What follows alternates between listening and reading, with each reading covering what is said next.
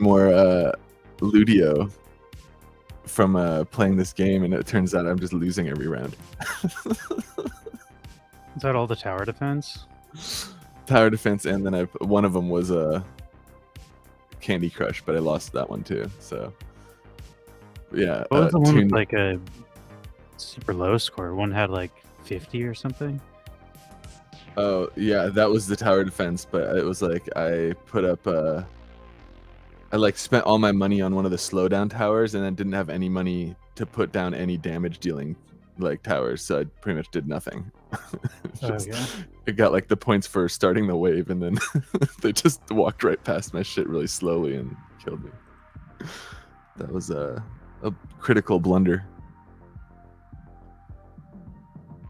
But yeah, I also like the idea. Somebody mentioned a little while ago, and I've been like looking at moving into like building a like pool on WaxDAO for people who have Cronionbergs, and then just doing like, you know,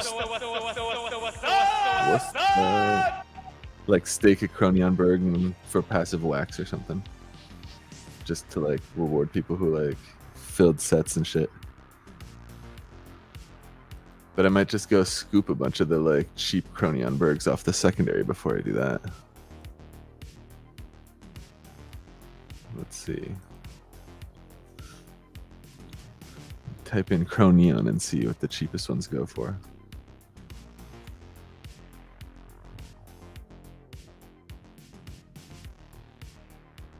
Price lowest. All right, there's a few.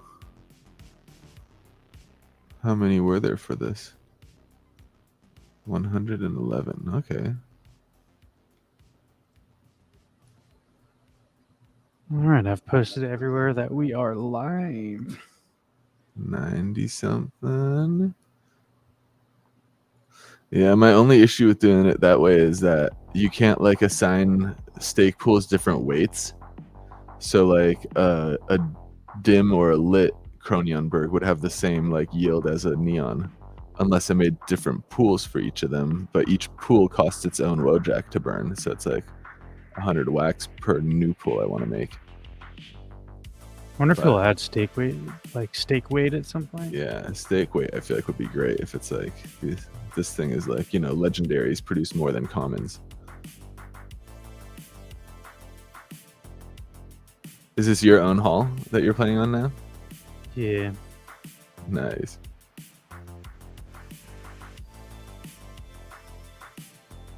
Played a bunch of real shitty games last night. Yeah.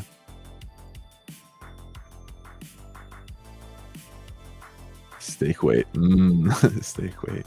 Yeah, let me if I can message Mike about that. I think that's... I wonder if that's on his like radar. That definitely seems like a... Sorry, fellas.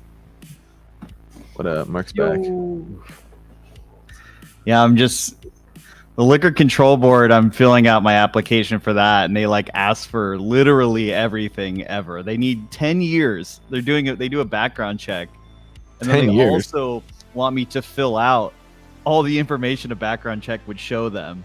So I have to say any traffic violations, any sort of arrests or misdemeanors for the past 10 years for myself, my business partner, and his wife. Damn. Yeah. So they're gonna know it all. And then you have to show them where all your money comes from, like where your loan came from, who put every dollar in the business, just in case there's some like, you know, like shady business, like the beer distributors like paying for your shit or something, you know. So bullshit. Yeah, that's weird. I mean, I guess it's good that they're so strict about it, but I will be upfront and say there's a lot of like red tape in like starting a business, even if it's just a very small like operation, and that kind of red tape kind of like puts a stop to very small operations, I would say. It's pretty intense, and it particularly like if you're someone who's like English as a second language or things like that. I mean, I have to fill out literally 15 forms, of which each of them are like 4 to 5 pages long. that are all basically written in legalese and referencing like directly the legislation that was written is not approachable. I've had to call my lawyer and call like my old boss to clarify like constantly. Be like, I'm pretty sure I'm doing this right, but it's saying under penalty of perjury I'm gonna go to jail, and I don't want to go to jail for being stupid. You know? So they kind of well, is it still perjury if it's just because you're stupid though? No, Isn't perjury I mean, intentional? technically they would have to prove that you knowingly lied, but it's still Yeah, like that's I also don't a want to tall open order. myself up for the interpretation of like what I knew and didn't know. Even though my intentions are good, I don't want to go through all that crap. You know, it's just not. I want to do the right thing, but it's very intimidating. There's a lot of confusing paperwork, and so, like you said, I think it's very prohibitive to people trying to start any business. Mid round. For real. Like, even if you just wanted to, like... Yeah, that's true. People want to buy existing restaurants because it transfers the permits. So you don't have to go through new permitting for the health department and for the liquor board, which is huge. There's also specific, like, depending on where you are, certain licenses have a limit to the area that you're in. So there might be a limit on an amount of liquor licenses allowed within a certain, like, radius. And if you're opening a new restaurant within that location, you can't get a liquor license because they're already all spoken for in that area. And then it can get very expensive to try to get one of that's those. a good point. Yeah, like in Vegas, that's a big deal. And like parts of California for sure.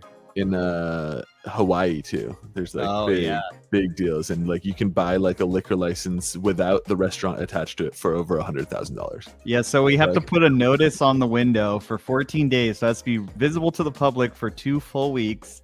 We have to list, weirdly enough, all the churches within a 3-block radius. So we have to formally survey 3-block radius of where our location is and write down every single church specifically, not like schools and churches and, you know, like daycare centers. It's just churches, which is really bizarre. Yeah, 10-ounce steak was the biggest option, huh?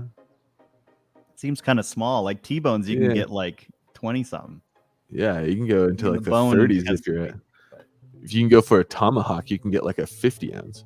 Anyway, sorry, that's my rant about why I disappeared for a week. I officiated a wedding over the weekend, and I've been balls deep in the restaurant stuff. So anyway, I'm back. That's great. The Clash Clans, Clash Dome stuff was pretty dope. That's what Lewis is playing right now. You can like make the citizen character if you buy like a pod. It's like you mint your own NFT, kind of like generative, but it's not generative. It's you decide what the attributes are, and then once you've chosen all your attributes, you mint, and then it becomes. That was NFT. like the pizza thing that looted, right?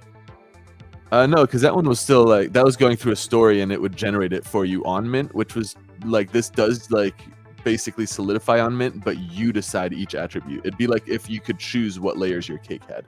Okay, yeah.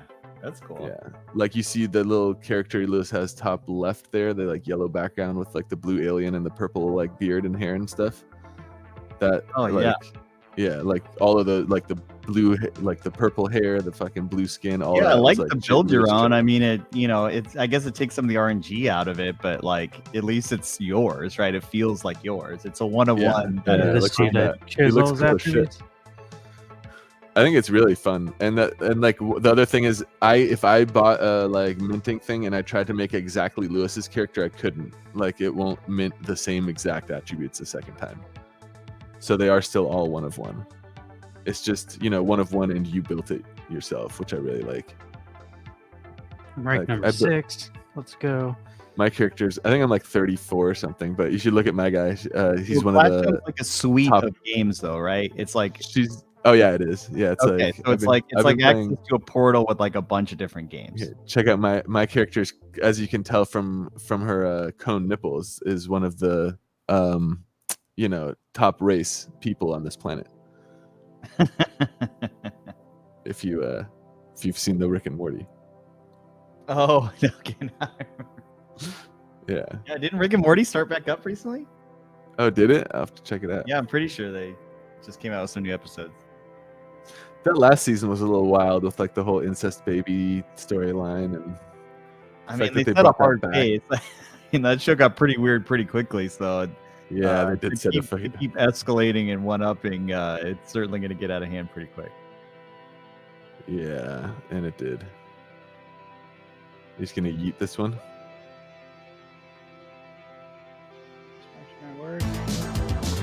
Oh shit! No, something like that. Pretty good break. Thank you for What up, subscribing. Eric? 10 months. We love these subs. Yeah. We love these subs. They are good because they toast them.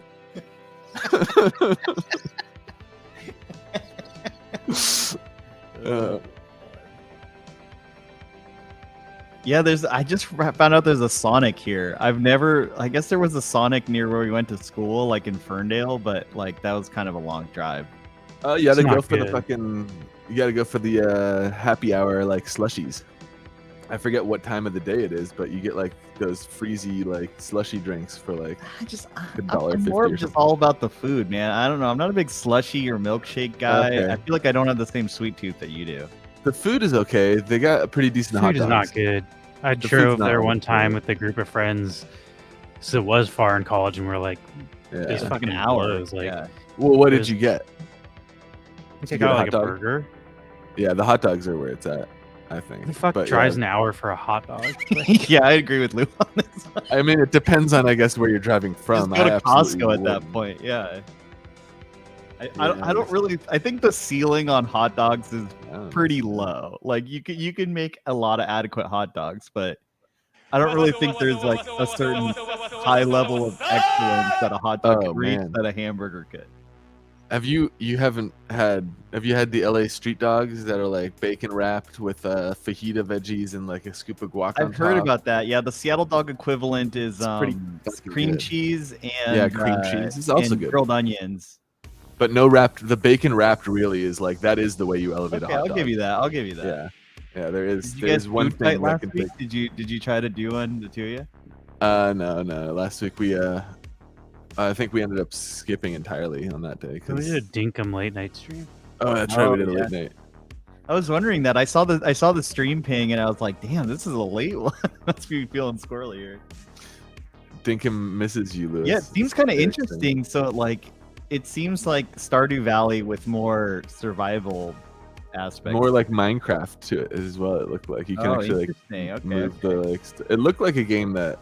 I don't know. You Dinkum, and Lewis the could play into word that game. kind of weirds me out. Like it kind of reminds me of like Jankum.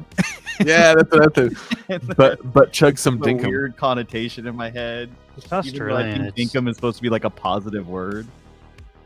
it's an Australian slang. It means a genuine, honest, true person, or a article of a person. Andy's Dinkum hat from Australia. Well, Oh, yeah, Jankum is not that. It's not good. no, Jankum's like more funny. But yes, Eric, yo, thank you for asking. I'm doing well. It's been a busy week or two. The restaurant stuff's really starting to pick up. We're getting contractors lined up and started ripping up carpet, and then found out there's a shit ton of asbestos under it. So now we got to get that tested and disposed of, which is very expensive. And Yeah. so we're Good. waiting on the results for that. But it's exciting and intense at the same time. But the wedding went well. I didn't screw up the wedding, so that felt good. Officiated my first wedding, and everyone was happy. Got some tears in the crowd, so I nailed it. The union is still intact. Yeah. They're on their honeymoon as we speak, so it got a lot of good compliments. That felt good. I at the very end I said by the power vested in me by the internet, and I was afraid that was not gonna land, and then like grandparents would be really pissed, be like, what are you doing, like making making mockery of this important union. But it landed very well. People thought it was fun, so it was good. Excellent. Yeah. What was his name? Brandon, Julia's husband, my brother-in-law, officiated my little sister's wedding, and he got his like certification from the Church of Latter-day Dudes online. Oh yeah, the Church of Latter-day Dudists. Yeah. Yeah. I thought about doing that one. I just did Universal Life Church. It's like based in Seattle. They're pretty generous in Washington State as far as what counts as a licensed minister. Some other states in the U.S. are a little bit more restrictive, and you have to be related to like a real religious entity. Huh. They're a little bit more insiders games in other places, huh? Yeah, I mean it's an old building. It was they were clear that was the case. Although, as far as asbestos being in it, it's like 100. It's like from the 50s, I think. But you know, in trying to lock down this space, we had to take on a lot of the tenant improvements in order to lock it down, I guess. So, from the landlord side, typically that's usually covered by them. In this case, we're splitting the cost a bit. So a lot of the stuff to gear up for construction was not done. So that was just part of the negotiation. We had to kind of eat it on, but it is what it is. At least it's a 50-50 split in that year. So we knew that was a factor. It was just like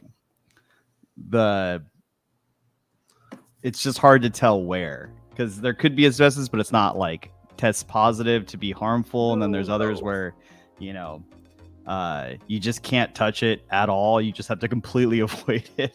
Now, it would have been nice to know like where it is, and if they could do the testing and tell us generally where it is, so when we designed the construction, we didn't have to add that on or accommodate for those things. But this is certainly a crash course for me in learning about the commercial real estate industry in real time. Yeah. It's typically like below, so there's carpet, then there's a shit ton of glue, and then it's under the glue. And I guess that was common in the 50s. And that's typically what tests positive pretty frequently with a pretty high rate, which is fine. But the walls, there's like different strains of it, I guess. I don't know. But in the walls, there's also potential issues that if we demo out walls to build bathrooms, that might be the case. And then we would have to pay a professional to dispose of it. Ah. So you can't just do it yourself and then have someone else come in and be like, yes, it's gone.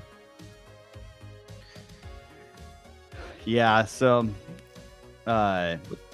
it's not a huge ordeal. It's just a very expensive ordeal, I guess, is the more likely scenario. And you have to have like you have to hire someone that has some sort of professional certification to do that, so they can kind of corner the market.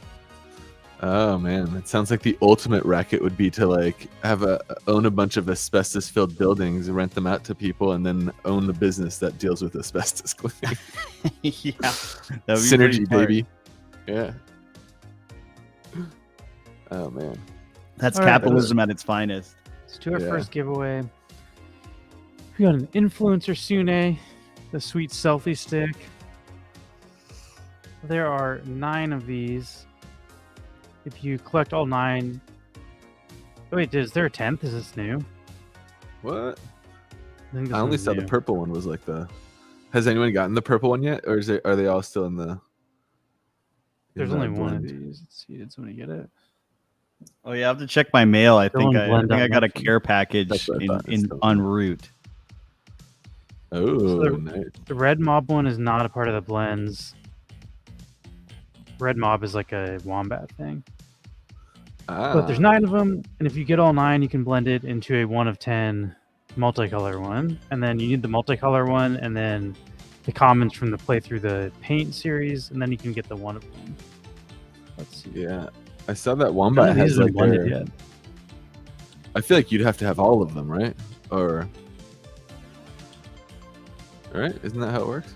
All the different colors, yes. Yeah, it's gonna take a minute to collect. You got to win them from each streamer. You can also buy them on the aftermarket. Yeah, that's less fun, but you can do that. Max allows it. I have All some stuff to burn for my neon wallet too. I'm gonna do the marble intro. It gets loud as can be. So turn down your volumes. Be prepared. Be excellent. Here we go. Let's get ready to rumble!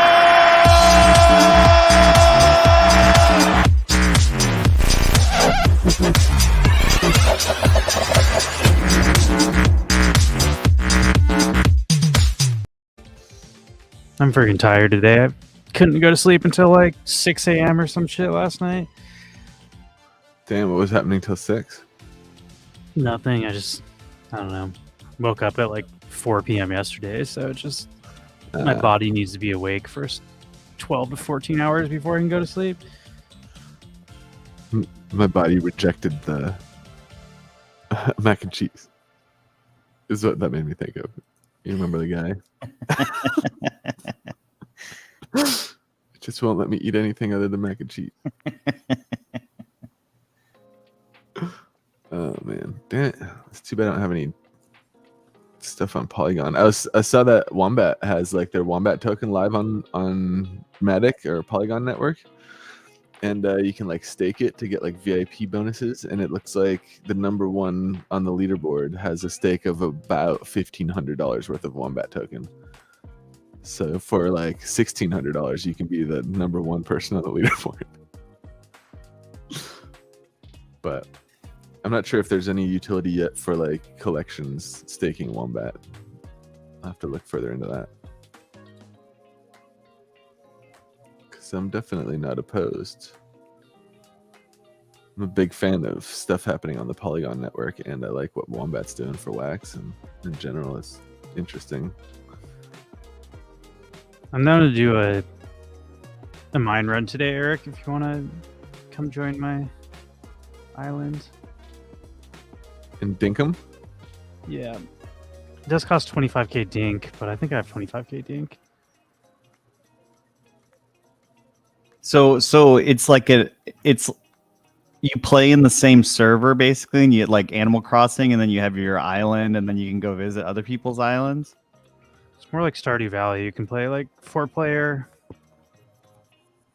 on the same island. Oh, It's okay, like a work on the same area. cooperative. Okay, gotcha. Yeah.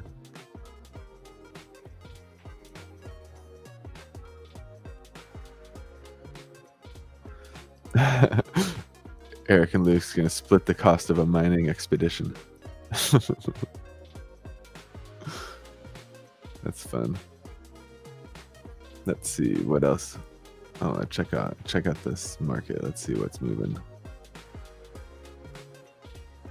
CMW's been firmly parked at 0.56 wax for a few days now. Yeah, it seems like it's kind of found its space. Although it's not terrible if it stays consistent. Although they're doing another burn event, aren't they? Or did they do one recently? That Yeah, they have like rolling burn events too, where like there is a fee for using their like platform, and a portion of that fee gets used to buy back. And they then did burn another something. major burn of all the unused NFTs or whatever that weren't sold, and that was like another few million.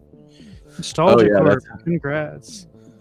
Nice. Yeah, that happens every month now, I think. But that also has been announced since the start, so I feel like I don't count that as new burns. Oh, it's That's like just priced in a little bit. Yeah, like they're doing that until December. Those are all the NFTs that were supposed to be like sold and then that didn't sell. I think the price is purely on the APY. Like no other burn shit's gonna affect the price. There's pretty much no other burn shit happening other than like buybacks and burns, which do have an impact. But I think that would have to have like a much higher user volume on their. I mean, we've looked at what buybacks. There's like eight NFTs available for lending. I Yeah, they're there's making not very that much much. wax. Not enough wax to tip the scales of the price. Yeah, they need to get more volume, or there needs to be a bigger like market for that kind of tool. But still interesting. I'm still participating in that one. Yeah, I feel way behind. A week in NFT world is like, I feel like I'm like a Neanderthal reading cave drawings, and you guys are in flying cars like the Jetsons. Yeah, man. And then what is it? Let me see what else. Oh damn, my waxed out that pool that I joined in for the KMEX token back in the day, where I spent 30 wax to buy those like nonsense tokens to stake. I've already made back 50 wax, and I still have my stake. Nice, yeah. Like that thing prints ridiculously high APR, but it's such a like small token that like you probably couldn't buy much of it anyway. Like buying 30 wax worth moved the price like 115%. All right, the next giveaway will be for the Neon Monkey. Mint 143. And then we'll do Yeah. some tech talk. Yeah, what do you got on the docket for Tech Talk, Max? I was going to talk about first the market stuff, then a bit about the ETH merger, which is happening 2 days from now, I think is the Oh, official yeah, date. that's right. Just kind of like give an overview of what is the ETH merger, what is happening, what do we need to do. Oh to my God, continue. what's happening? And then last time, we wanted to talk about bridges a little bit, like when you would use a bridge over just swapping, and why is a bridge like good, why is a bridge bad? Because we were talking about using like USDT on Wax the other day, and it was just like, oh, if I wanted to source some USDT, I'd have to bridge it over, because there is no good way to source it. And then it's just like, well, I'd like to just mention like bridges, I feel like are a pretty permanent part of the DeFi scene at the moment. We'll see if they ever get like made obsolete by new technology, but for now they seem kind of like necessary. And so just touching on that a little bit since it was asked last Tech Talk. And we check out the markets. The CPI report was published today, like an hour before we went on stream. Not good. Abysmal numbers. Huge inflation. US dollar inflation is up 0.1% since last month. That's nuts. It's up, I think, 8.5% since this time last year. And I'll be going over magnets. How do they work? It's miracles. Yeah. It's an insane clown posse. I mean, God, that's so funny. Yeah, I have a friend that was like unironically into ICP, and he was so pissed about when like it turned out like all their weird imagery stuff was just like an allegory for God stuff, and all ICP people were just like, "What the fuck?" That was an interesting rabbit hole to go down. Let's see. What was it? Oh, it was 8.7. Yeah, it's bad.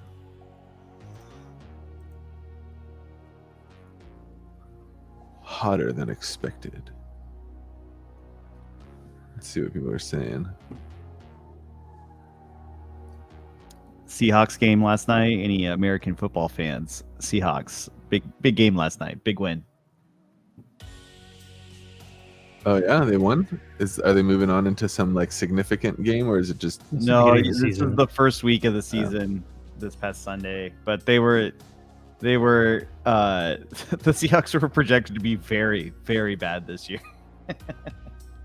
And so they and I think they were very, very heavily underdog in this game against the Broncos last night, and they actually won. So I don't think they're going to be that good overall, but it's cool to get a win. Most of the experts were saying the Seahawks would win 2 games this year, so they're already 50% of the way there. So Yeah. Huh. I mean, I don't watch, but it's good that they're winning. yeah, it was an ugly game. It was really ugly. Nice. Damn. All right, sorry, I got back it. on track. CPI index. CPI. Consumer price I index. was just looking at some stuff.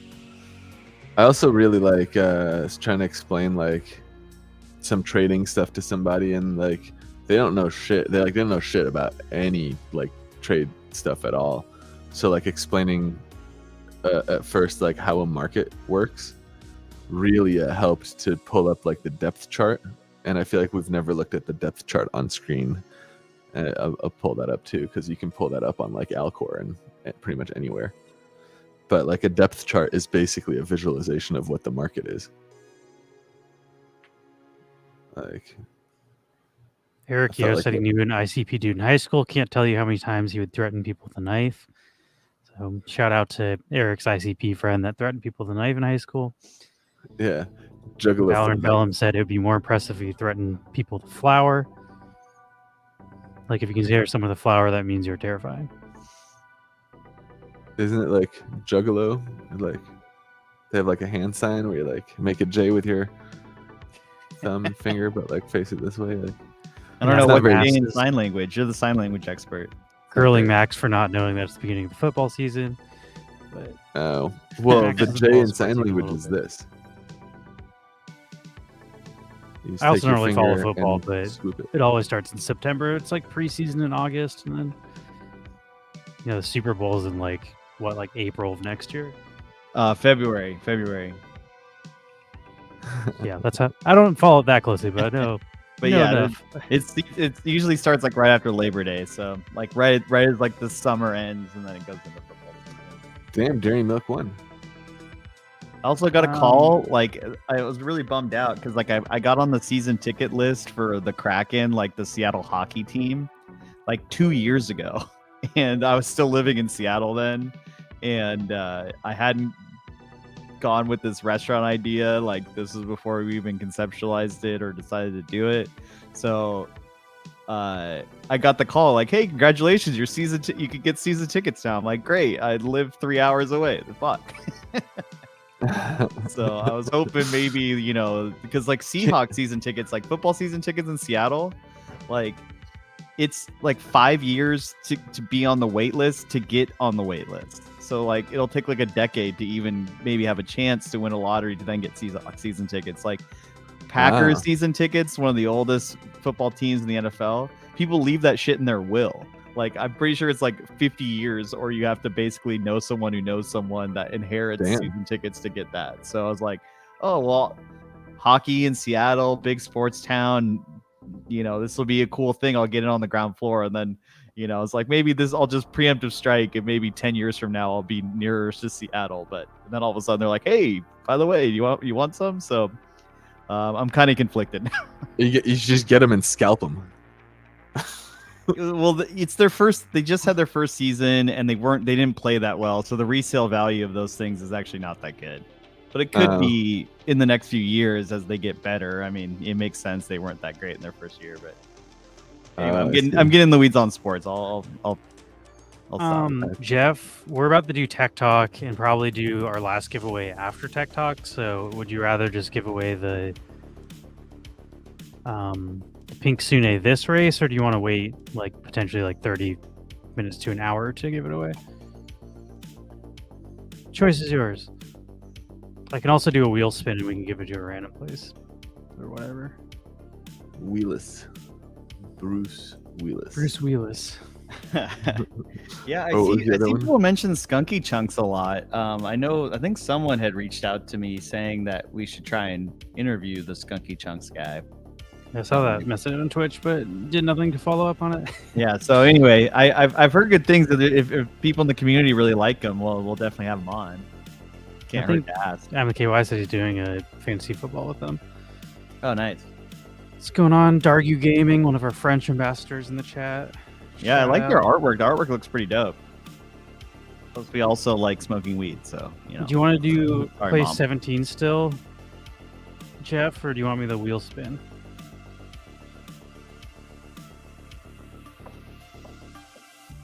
I guess either way. 17th, okay. 17th is Valor and Vellum, so that doesn't work. Is there some significance to the number 17? Unless, I don't know, Valor and Vellum, do you want to win your own giveaway? It's up to you.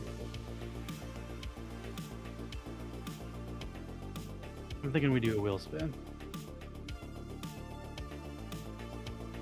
Ooh, ESL Pro League starts tomorrow. That's a big one. That's a major tournament for CSGO.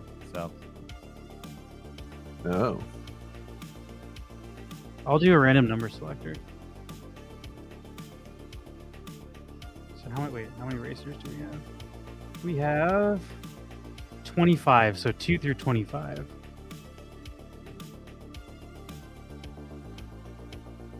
Two, 25. 24 got it. 24 was LQ Pin. It's an insider's game and it's rigged. So leave these here for Damn, now. dude. The market is just taking a fat shit today after that CPI report. Oh my god. Love it. 100x leverage short sell. I can also send you their wallet, Jeff, after the stream if they don't see that. All right. Max, do you want to share your screen? Yeah, let me do that. Let's take a look at this market first things first, right? It is Tuesday. We're getting CPI numbers today. CPI numbers are making the market react pretty dramatically. So let's see. First of all, CPI day is today. CPI is Consumer Price Index. It basically indicates what inflation is based on the cost of consumer goods. So based on that kind of like information, it is published that inflation is increasing still. Year over year, we're up 8.4%. I think I was reading. I was reading between 8.4 and 8.7%. I didn't read the actual consumer report. I read like reports on it. Yes, the assistant to the report. Yeah, last time I actually watched live on like C-SPAN on YouTube. So this time I had less. This time I had less, open positions. So I was not as interested in waking up to watch C-SPAN. But CPI report numbers are bad and worse than we're expecting, and that usually will result in. Thanks for the sub burst. Yeah, thanks for that. That'll result in basically investors and people, money in these markets, responding by like hedging their positions into less risk exposed assets, and usually it causes a market like sell-off, which we're seeing today. So we're on Bitcoin and Ethereum right now. Let's start on Ethereum. Ethereum has been doing a little bit different than Bitcoin lately. If you can see, it's a little bit more aggressively like moving up. I think a lot of that has to do with also the merger, which we'll talk about later. There's a little bit more euphoria around Ethereum because there is a pretty dramatic shift coming to the Ethereum blockchain, but we'll get into that when we talk merger in a second. For now, let's just look at the price. So this is the daily chart for Ethereum. I hate my mouse. I will get this wheel replaced one day. Right now, all I'm doing is scrolling up, and it's just like it's going up and down. You piece of shit. Okay, there we go. We'll just go kind of like, yeah. Either way, all I have right now here is like the Bollinger Bands indicator. That's this blue and orange line, and then I have super trends. That's these long short indicators that I have popping up, and then I'm also using the volume, which are these lines. This is on balance volume, and then this is SRSI for Stoch RSI. Those are all the indicators I'm using if you're trying to. Oh, and then I drew all these lines over time. Like this blue one was our overall trend. This one was our Gandalf line. If we cross this line, bear market's over for damn sure. But we're pretty fucking far from there. So we're pretty much hugging our trend line down still. And it's funny that this green line that we drew, I think 2 weeks ago now, where we were like, when we were back up here, I was like, I think we're going to retest the green and then either fall through it or bounce and continue up. We definitely just fell right through. It's funny to see that line is now actually turning into resistance a little bit. So it looks like on the retest now, we were not able to close above that same line, which is just kind of interesting. Either way, the daily is starting to sell off pretty aggressively. You got like active movement. So let's zoom in a little closer by changing the candles to the 4 hours. On the 4 hour, actually, since we're actually usually looking at this market to get a sense of what's happening in the coming week, I usually don't zoom in closer than the 4 hour. So the 4 hour and the 1 day, I think, are like pretty close. Everything closer than this starts to become noise. So what we wanted to see here is like the general trend, and to see if it's now in line with the indicators that we look for to confirm our bearish sentiment. I'm kind of a crypto bear lately. I'm going back out to the daily chart, by the way. But what I want to see is on balance volume not making higher highs and making lower lows. So on Ethereum, I'm actually seeing something interesting here on the daily, where the spot price here is actually quite a bit lower than it was here. From like around 2000, we're actually closer to like 1800 here. So like $1,500 to $2,000 lower, while the OBV value is almost exactly the same. This would be kind of like indicating making higher highs on the way down. We haven't really made lower lows on the price, so this, I wouldn't call this a higher low yet, but this could be considered a higher high. Again, I think Ethereum has its kind of like micro, like, what is it, like ecosystem at the moment in this short-term anticipation up to the merger. So to get a better indication of the on-balance volume in the same time frame, I'm going to check on Bitcoin and see if we're also seeing higher highs. And here it's more what I was expecting. So here where the price is higher, the on-balance volume is also higher. Now that the price is lower, it's not, at the same height. So this is more in line with what I wanted to see. And again, if we zoom out, we're definitely seeing the trend is down. No new higher highs, no new higher lows yet. Since here we've been kind of like flatlining, I would say. This is not making a higher high. We'd have to make, we'd have to close above what we were here. And the only reason you could be kind of like confused by this feeling like it could be a higher high is that this level is close to the same level here, but the price action is lower. So because the spot price is lower and the on-balance volume is close to the same level, it's like, okay, it's getting a little bit of a steam getting kind of back in, but nothing that feels very confidence building on either of these books. So based in the fact that the CPI report was so negative, that the macro economy is on the way down in response to that, I would consider, our bearish sentiment more or less safe to assume that in the coming week we're going to continue that. Let me zoom in and see. I would say we are getting rejected at this point is what it looks like on the daily here. And then I would say the next thing we're going to move down and retest the previous support levels here, which is around 1500-ish. So I think the next few days we'll see Ethereum, if not the next few hours. We're almost there. We're at 16 now. We'll see Ethereum dropping and looking for support here at the 1500 line. If it falls through this, then it'll probably continue to sell off to the last time, which to this next line here, which would be the support, which used to be resistance when we were trying to break it. You see, we keep trying, and then finally we broke it. So that's why I would say this line could be then the next level for for support on the way down, which is all the way down at like 1280. So, almost like 1250 or something, like quite a ways down from where we are right now, but it can, find its support here and continue onwards. Either way, it looks like the SRSI is on the overbought side, looking to move down. And again, I don't think we're making higher highs, even though we are kind of seeing the same top on the on-balance volume, despite having slightly different lower prices here.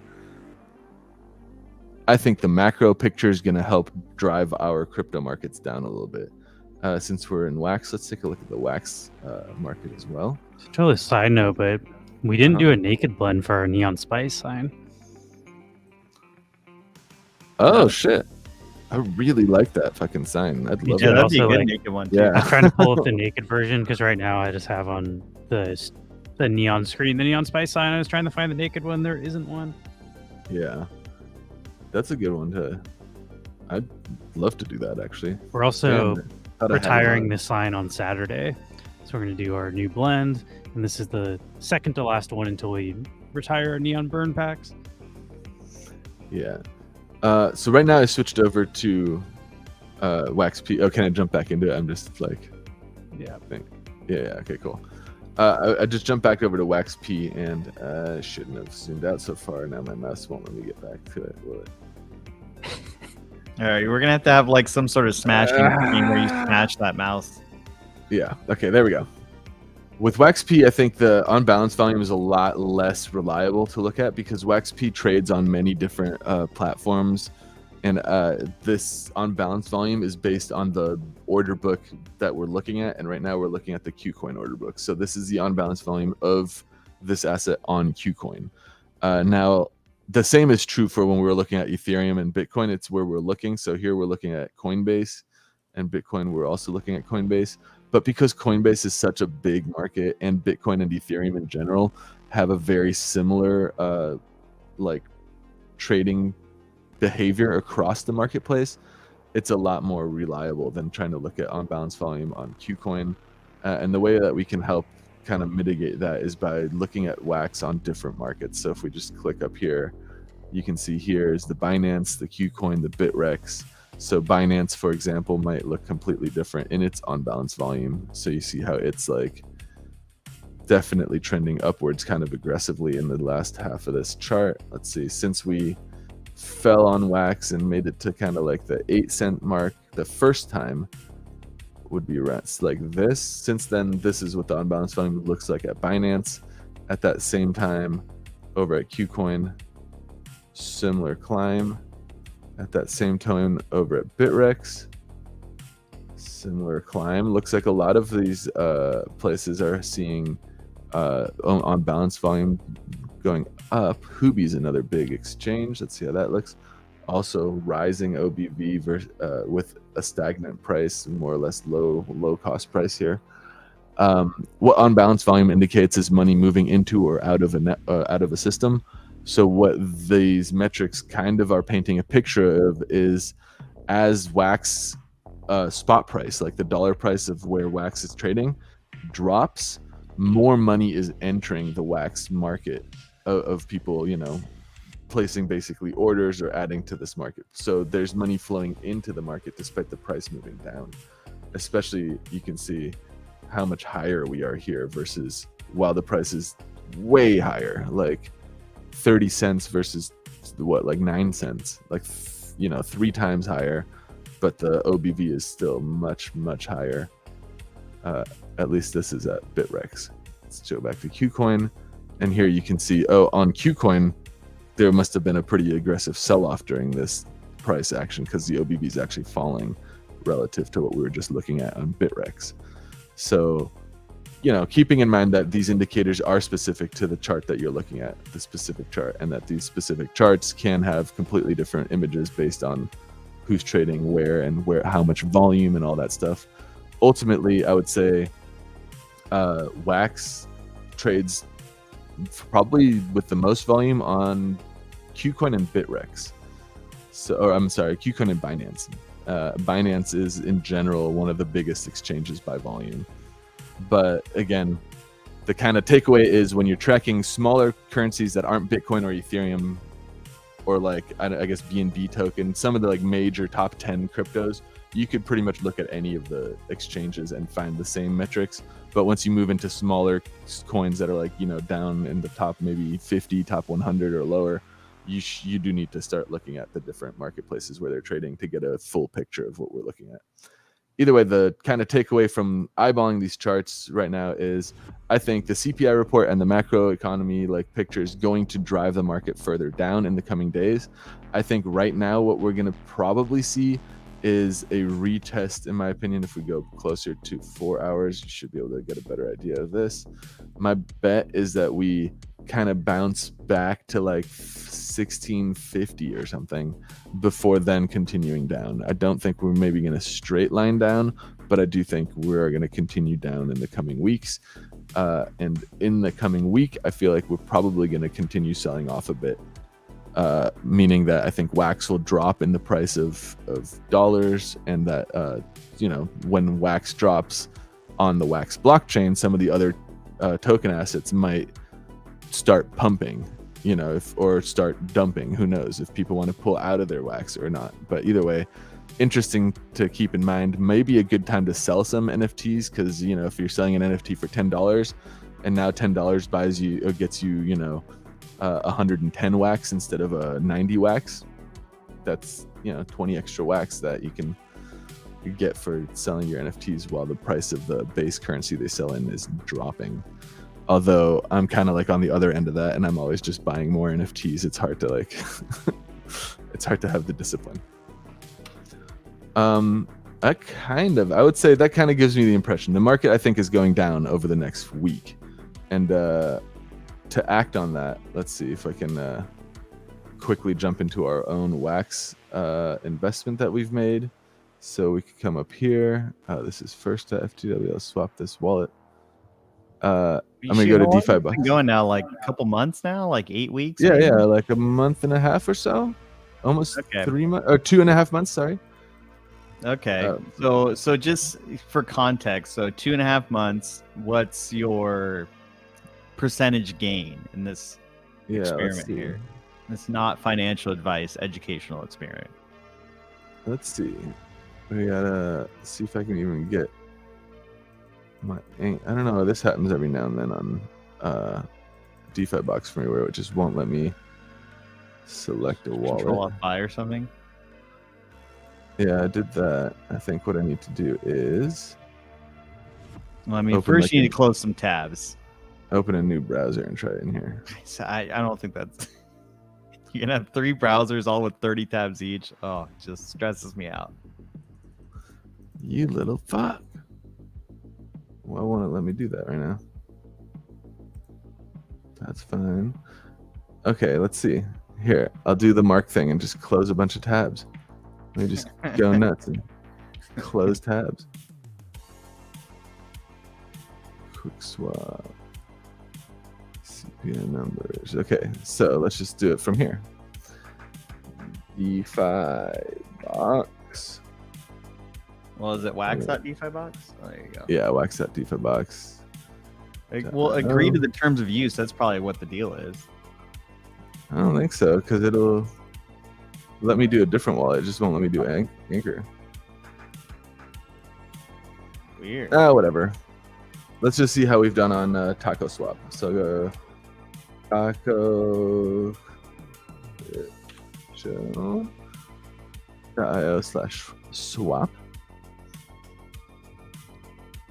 And let me log in with our wallet here because we did a portion of it on here. See, it works here. Just DeFi box doesn't like Anchor sometimes. Let me pull this up though. Curious how this does, because we did like 4 wax or something into this. And let's go to account and rewards. And look at that. Got some reward. Very small amounts, but I'll take it. Claim these really quick. So that one I think is a taco wax pool that we were participating in. Oh, it looks like Landbox is also adding a pool here now. I just noticed Yeah, that. 700 APR. Well, I guess it's going for 18 days, so not too long. Yeah, That's something to watch out with the Taco Swap ones. Is that yeah. you know, the reward structuring are on time limits, which is different than the way DeFi Box has been doing it. Yeah, I was thinking about adding a pool to this, but I don't want to split our liquidity between multiple exchanges and then make it like more shallow and therefore less, usable. Oh, yeah, and it is Taco and Wax. Let's see, and we have, yeah, look at that. It's like 3 wax in here. Or no, it's like 4. So, or 5 even. 2.2 times 2, 2.6 times 2. Since I can't sign into this right now, I'm just going to let the position ride and figure out why it wasn't working next week. Right now, we're basically still farming CMW wax and USDT wax. And the USDT wax was our hedge. If wax goes down, then that should help us retain our wax position. Let me try it one more time. Launch this fucking Anchor wallet. No. Yeah, I don't know. It won't let me do that. It's super weird. Well, either way, that's kind of like the overview of the market for now. I think we're moving down. I think we're going to probably retest 1650-ish area and then continue down to the like 1500 range. Again, like 1400, maybe 1450. If we can hold here in the coming days, then, maybe we continue like ranging here until this whole ETH merger stuff settles. And on that note, I feel like talking about the ETH merger might be very pertinent because that shit is happening 2 days from now. Which I feel like, let's talk about that, right?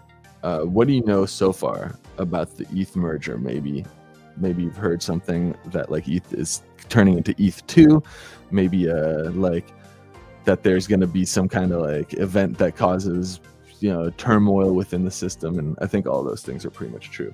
So let's just start at the beginning, right? So Ethereum right now is Were you asking us or the audience, or? Oh, yeah, or just I think it was rhetorical. A little Okay. bit. It's like, what do we know? Probably. Yeah, He's let's asking see. the Yeah. universe. Okay, yeah. What do you know? What do you know about the ETH Merge, Mark? What's happening? You're calling on me. Oh, Yeah, geez. let's do it. Oh, man. I was hoping you wouldn't call on me. It's a 50-50 chance.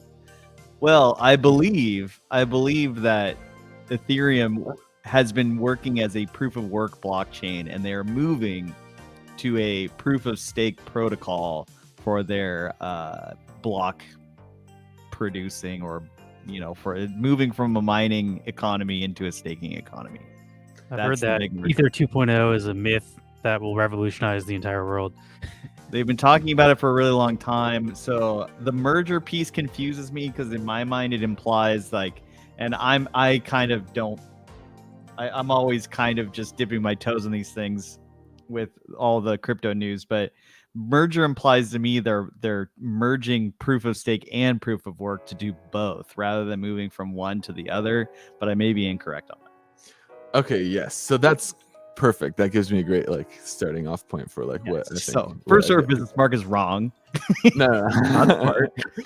So yeah, so Mark's right. Ethereum runs as a proof of work blockchain. So what that means is that it's basically any transaction that we submit to the Ethereum network gets mined by a network of computers that are performing this proof of work algorithm, usually similar to Bitcoin, where you're effectively running hardware that is consuming electricity to validate transactions and then to secure those validated transactions with a hash, with a hashing algorithm. The hashing can only be achieved by solving this type of equation effectively, and it takes computer processing power to process through such an equation.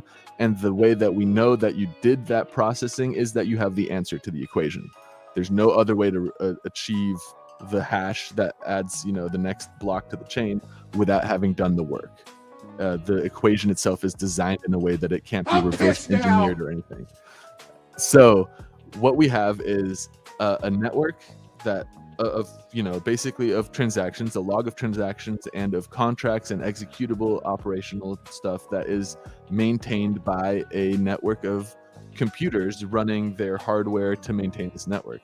Now, the idea is that we can transition the network that's being maintained by these computers to the same network, but have it maintained by a proof of stake instead. So instead of a network of computers, it's a network of participating people who are staking their currency token, the Ethereum token, to operate as validator nodes, meaning that instead of having to solve this equation with your computer hardware burning electricity, you validate the transaction through your node by proving that you actually own a stake in the network, and therefore have no reason to lie or play dishonestly, because it would adversely affect your stake. Is kind of like the general concept of how proof of stake works, where a proof of stake network is safe because it's being secured by the people who actually own the tokens that are you wouldn't act against your own interests. You have more to lose, and you wouldn't work against your own best interests in that way. Yeah. But then again, there is a whole bribing economy that plays into proof of stake for that reason when it comes to voting and governance and stuff. But that is probably a little off topic and do another day. Yeah. So the way that the proof of stake works on the Ethereum proof of stake side is that you are required to operate as a node, to basically validate these transactions that are coming from this, the same network that we're using on the proof of stake, basically the same Ethereum. But now we're validating this with nodes that have committed 32 Ethereum units to the cause, and it's not it's 32 units, full stop. If you did 64 units, you don't get double the weight as your node. What you could do is create two and each have 31 or 32 units, and then effectively each of those nodes will have a chance to randomly be selected to validate the next block. And then once they are selected, they'd be like, yeah, we'll add, this is it, and we'll sign off on that. The block gets added to the chain, and then a new node from this network of this, or basically this massive pool of basically wallets that have 32 Ethereum contributed. Right now, the way it works is if you stake or lock your 32 Ethereum to create such a node, there is no function to unlock or unstake. It's literally not an option. Staking is a one-way street. When you stake Ethereum, it becomes staked. There is no unstake action possible on the Ethereum blockchain. That can change in the future with an update to the blockchain's code, but it won't be a thing until that happens. So that's not what the merger is doing. That's not going to change in the immediate future. And if you do start to stake your Ethereum, it's unlikely you'll be able to unstake it within the next 12 months or so, because that's just not possible the way that it works. Either way, you have now a pool of all these nodes. Each of them contributed 32 Ethereum committed to this thing, to this proof of stake network. And now every time a block is needs validation, one of these is picked basically at random, can confirm, and then is rewarded for participating with a stake, like with a reward for doing its role.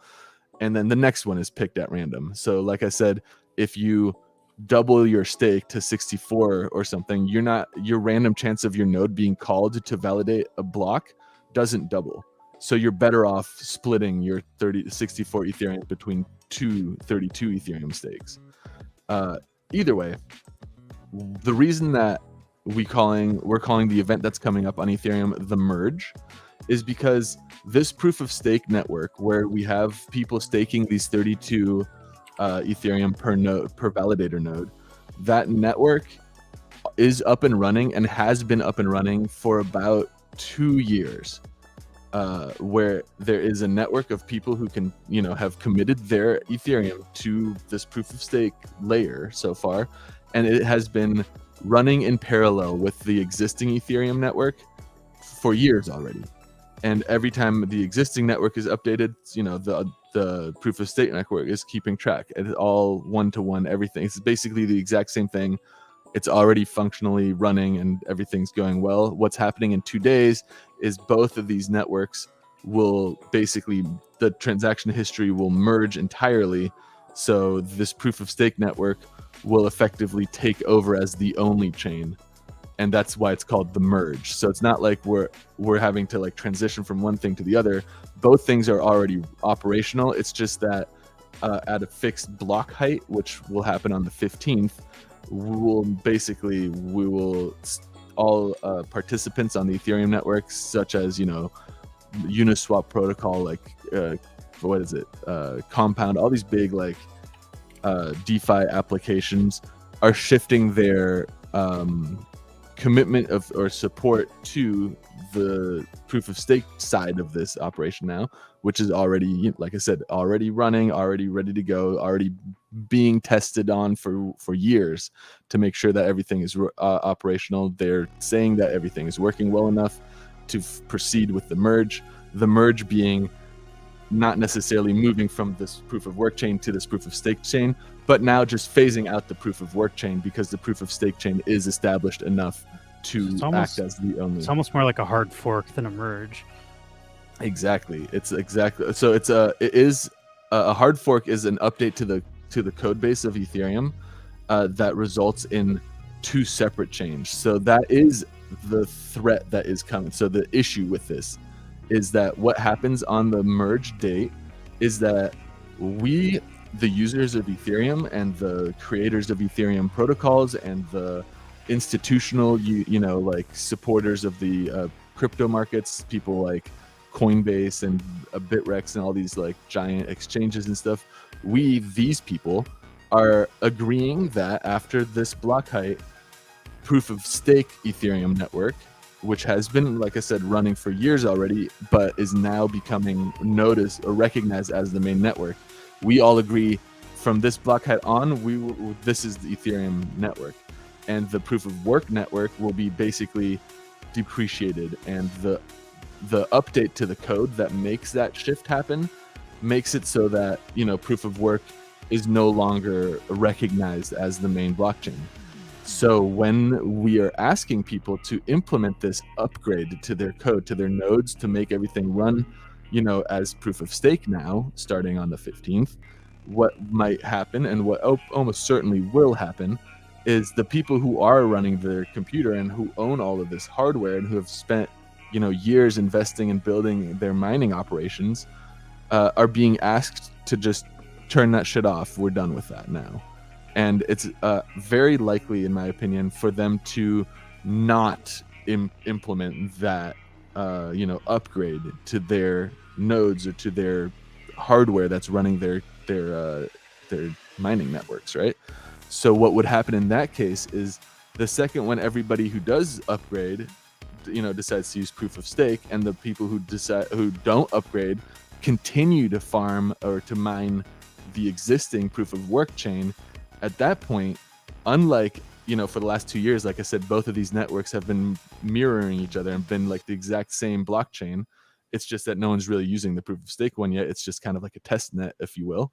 What will happen though on the 15th, when that becomes the main net, and if these mining computers or networks or these miners continue to mine the proof of work network of Ethereum without implementing the merger update, then what will happen is both of these sides of this is being the proof of stake and this being the proof of work, will continue the same. Now on the 15th, the proof of stake side becomes the real Ethereum, and the proof of work side that the miners continue to support despite the community or the consensus being we want to move to proof of stake, this becomes its own version of Ethereum.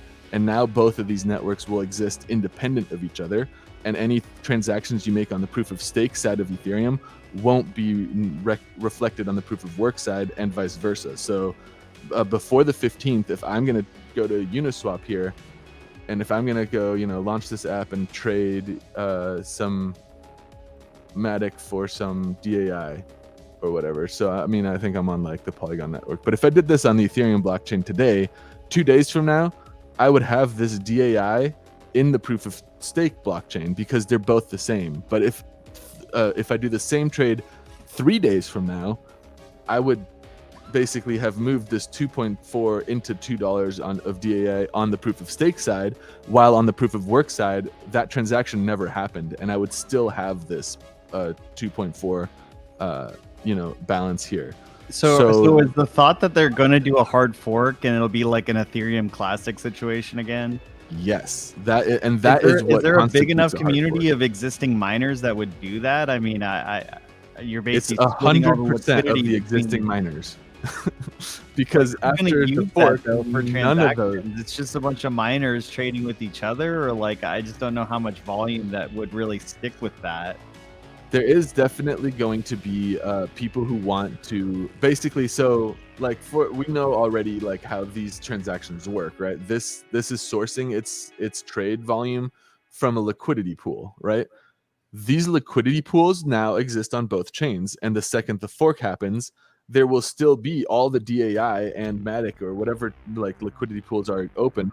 They'll exist on both chains. So within the first block of this forked chain, there's going to be a scramble of people, dumping all their DAI into this like forked Ethereum, because DAI and USDC and some of these like more centrally issued stablecoins, for example, have already publicly said they do not support any fork of Ethereum, and that any like USDC tokens on the Ethereum proof of work fork side of this after the merge aren't recognized as having actual backing of US dollars. So within the first few minutes, I would imagine there's going to be a crazy scramble to drain these liquidity pools back into, like regular Ethereum, even if it is now, Ethereum Classic or proof of work Ethereum or whatever. So like, for example, so what does that mean if you're in existing liquidity pools? Like, for example, the Ethereum Wax E liquidity pool on Uniswap, would you have to do anything to change that, or does that existing Ethereum just switch into the current ETH2 proof of stake version, or is there any manual need for anyone, myself included, that would have to do anything for that? So the thing with the like, for example, like Mark's asking for the liquidity pool that provides the distribution rewards for us in Wax. That pool exists on Uniswap as a Wax E and Ethereum pair. That Wax E Ethereum pair is indexed by a token called UniV2. That UniV2 token is in turn staked to the, I guess let me pull up the like interface. I'm just talking in like a vacuum here. Wax DeFi. So here it like walks us through what it wants us to do, and we can switch. Sure. Here we go. So initially, here we go. We can see it here. Wax E and Ethereum staked. Let's see. This isn't necessarily the. Oh, this is explaining the entire system of where the rewards Yeah, I mean, come from. effectively, you contribute to the Wax E Ethereum distribution pool. You get a resulting token from Uniswap representing the portion of that pool that you have. Then you take that token, and the Wax blockchain specifically incentivizes you for staking that pair token that represents your position or your percentage of the pool, and then you're rewarded for doing so. But I'm just curious, like all existing Ethereum and liquidity pools after the merge would then automatically be integrated or be recognized on chain as this proof of stake version. Is that correct? So yes. So what will happen with our positions in this pool that are staked to the distribution contract? So what this is Ethereum and Wax E in the Uniswap pool, and then that staked to the Wax distribution contract on the Ethereum network. So what will happen is that entire position will now exist on both chains. But what is unclear and uncertain is, will you be able to query the distribution contract to withdraw your liquidity from the distribution pool on the chain that is not supported?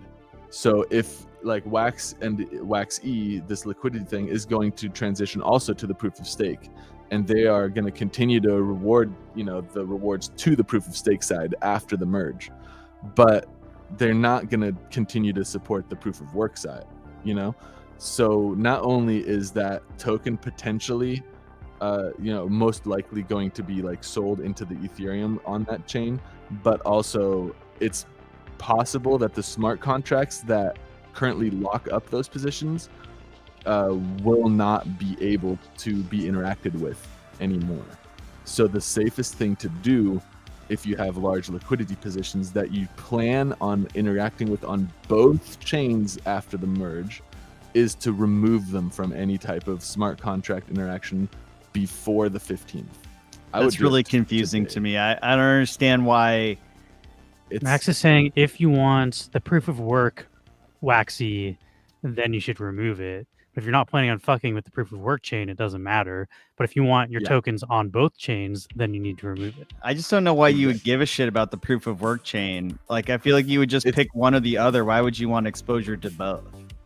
It's literally, I think it's to get that like free airdrop, because everything in your Ethereum wallet you will have duplicated after the merge. Yeah, you're just getting double the tokens, so every you're getting token you exposure have for right nothing. now. Yeah, so you get all of it for free. So even if it's only worth like 10% of what it's worth right now, if you have $100,000, that's $10,000 of free money.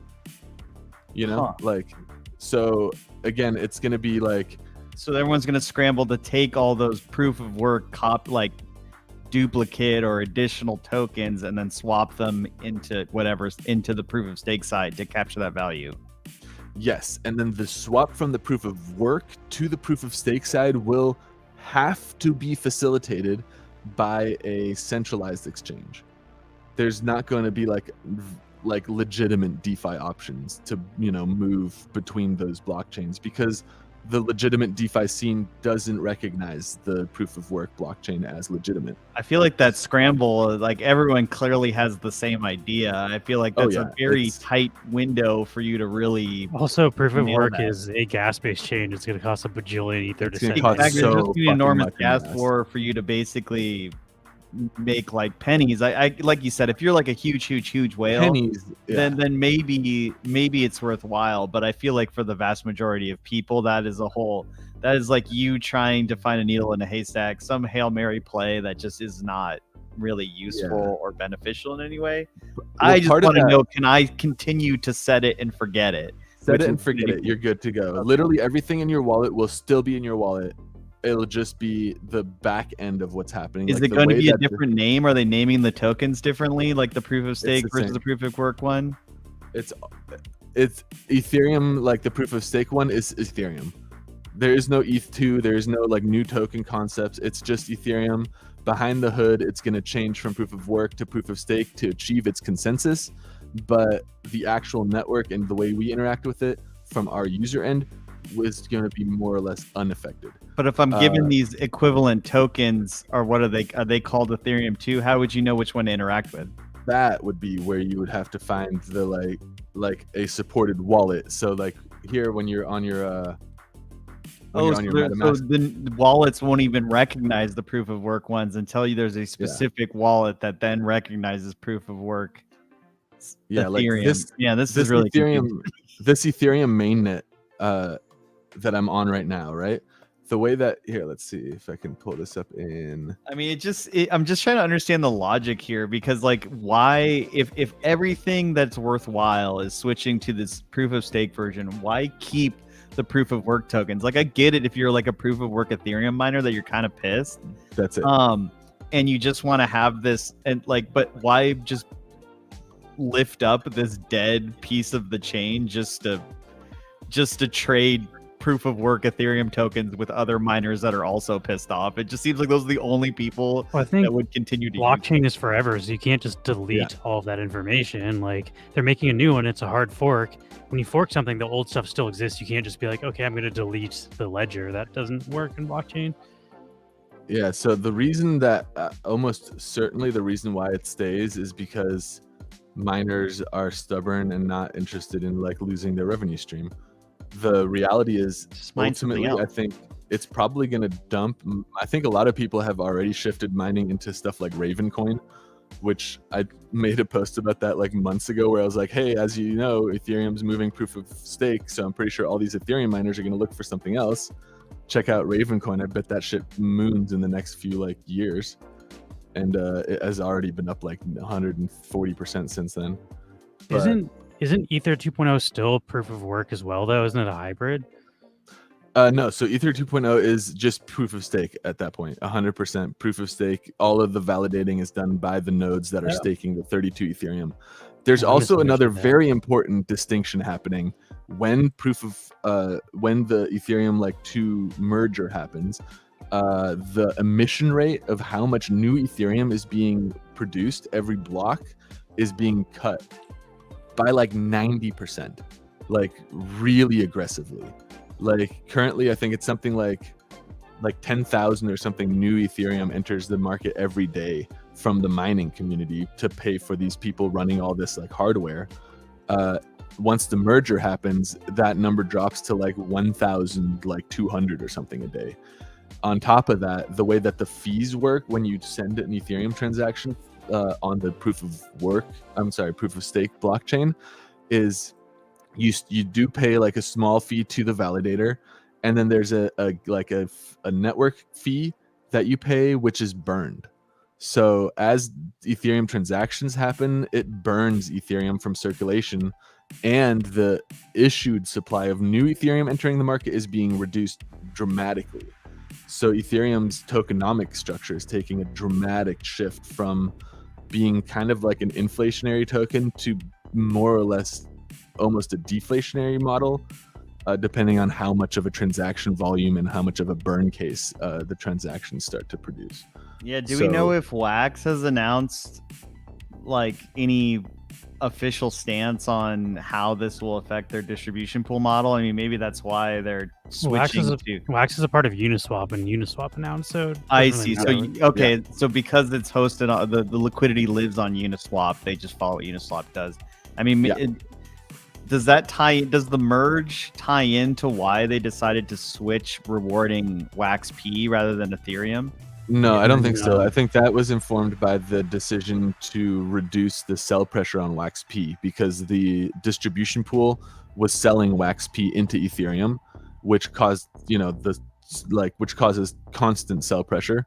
Now it's like, instead just giving people Wax P and then people can decide to sell or not, but it reduces the amount of like active cell pressure on WAX-P by the network. So that was like their thought, is like, instead of, you know, the Wax blockchain selling a ton of WAX-P all the time to give its contributors Ethereum, we'll just give them the WAX-P and the ability to sell it themselves. Because it's Ethereum wrapped WAX-P. Yes, which you should still be able to like basically bridge over directly at this point too. I haven't found the. I see. Yeah, but and WAX-E is still the asset of choice for the distribution pool. I like that hasn't changed. It does seem positive long term that there's a more direct on ramp from WAX-P on Ethereum, from WAX-P on the Wax native chain to Ethereum. Seems like there's a more direct link rather than going WAX-P to WAX-E, WAX-E to Ethereum. Yeah. So here's the other thing that you should know: when you're in your MetaMask wallet and you're on your network, like here's Ethereum mainnet. The way that your wallet is connecting to the Ethereum mainnet is through this URL, basically. So this is the RPC, which is what routes your wallet's connection to the blockchain that you're connecting to. So like you said, like if I go to Polygon, for example, you can see the difference here is mostly the RPC URL changes, and so does the chain ID and like the name that we're using. But that's how you're adding different tokens to like MetaMask to be able to transact all these different tokens on all these different blockchains. So when the Ethereum merger happens, this RPC, the mainnet Ethereum RPC, by default supports the proof of stake side.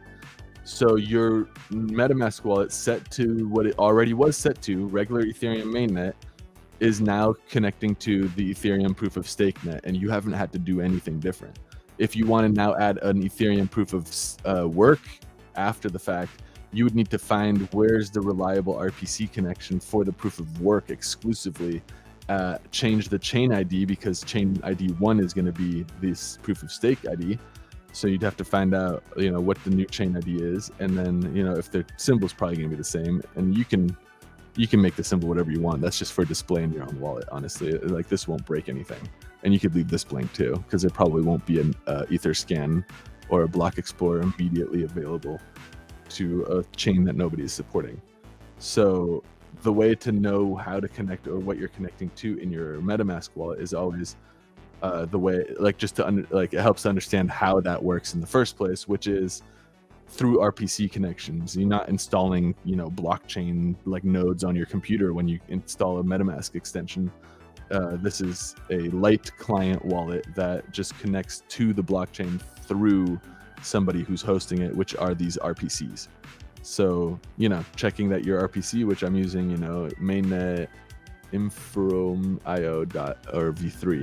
which this RPC is the Ethereum mainnet, like, this is probably like one of the main ones. The other thing is, if you experience slow speeds or slow interaction from your wallet with whatever application you're using, you can try using a separate RPC. Like, different RPCs route your wallet's like connection to these like applications through different node networks, and certain RPCs are way faster. Through the Anchor wallet, you exactly. can switch what API you're looking at, and if you're like getting really slow transactions in Anchor, you can switch that up. Yeah, some people do that in order to get drops. Like if everyone defaults to the same RPC, you could go to an alternative one, so there's less potential traffic that may slow it down. Or same thing with Anchor. I did that. Like Greymass failed the other night. Greymass was down entirely, so I couldn't use Anchor. So then I switched to Crypto Lions, and I could still have transactions go through. Yeah, where is that? Is that the API piece? I've actually never done this on Anchor Wallet, to be honest. I've only done it on MetaMask. It's on the network. If you click like the Wax logo, manage blockchains, and then you do settings there. Yeah, so you're on Greymass by default, but you can switch the node. Okay, sweet. Yeah. It's in our Discord somewhere, but I posted a list of like all of the blockchain producers each have their own node that you can join. So like Greymass has one. Has one. Look at the top block producers, and then Nefty has one. Yeah. Atomic Hub Pink GG has one. There's a bunch of different ones you can try Pink from. GG.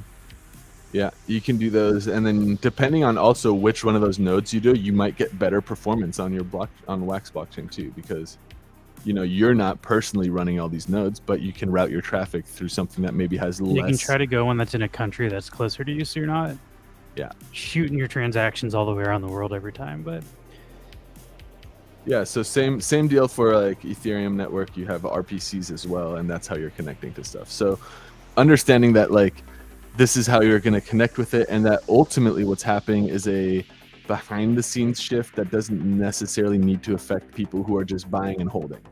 The main thing that if you're just somebody who like dabbles in crypto, buys Ethereum and holds it in your own wallet, needs to know is that your coins are safe and you don't need to do anything to keep them safe as they currently are. It is actually more advisable in my opinion, and I would say, if you're going to take my advice on this stuff, don't mess with things that you don't understand fully, because the very first few days after this merge is going to be heaven for scammers, because people are going to see, oh, proof of work Ethereum is selling for like $20 a unit, and I have like 3 Ethereum or whatever. That's $75 I could get. And there's going to be like, oh, connect your wallet here, and you can and then once you connect your wallet, game over. Like if you I would feel a little distrustful too of like any oracles that are, oracles being like websites that are broadcasting what the current price of a given token is. I feel like with the big influx and shifting in such a fundamental way of the blockchain, I feel like you could get kind of not even just deliberately phished or scammed or something, but just to have unclear values showing what this proof of work Ethereum is really worth. Yeah. There you go. And then this, I would say, is probably the best place to also check on the Wax markets. DEX Screener will be looking at this on Uniswap. And Uniswap actually has some pretty substantial volume too. So really quick, let's also check the OBV here, because we can add these same metrics into here, OBV, and then I like the Bollinger Bands. Let's just keep it at that for now. Oh, wow. And even on Uniswap, we're seeing, look at that. Let's go back. You need to get a new fucking mouse.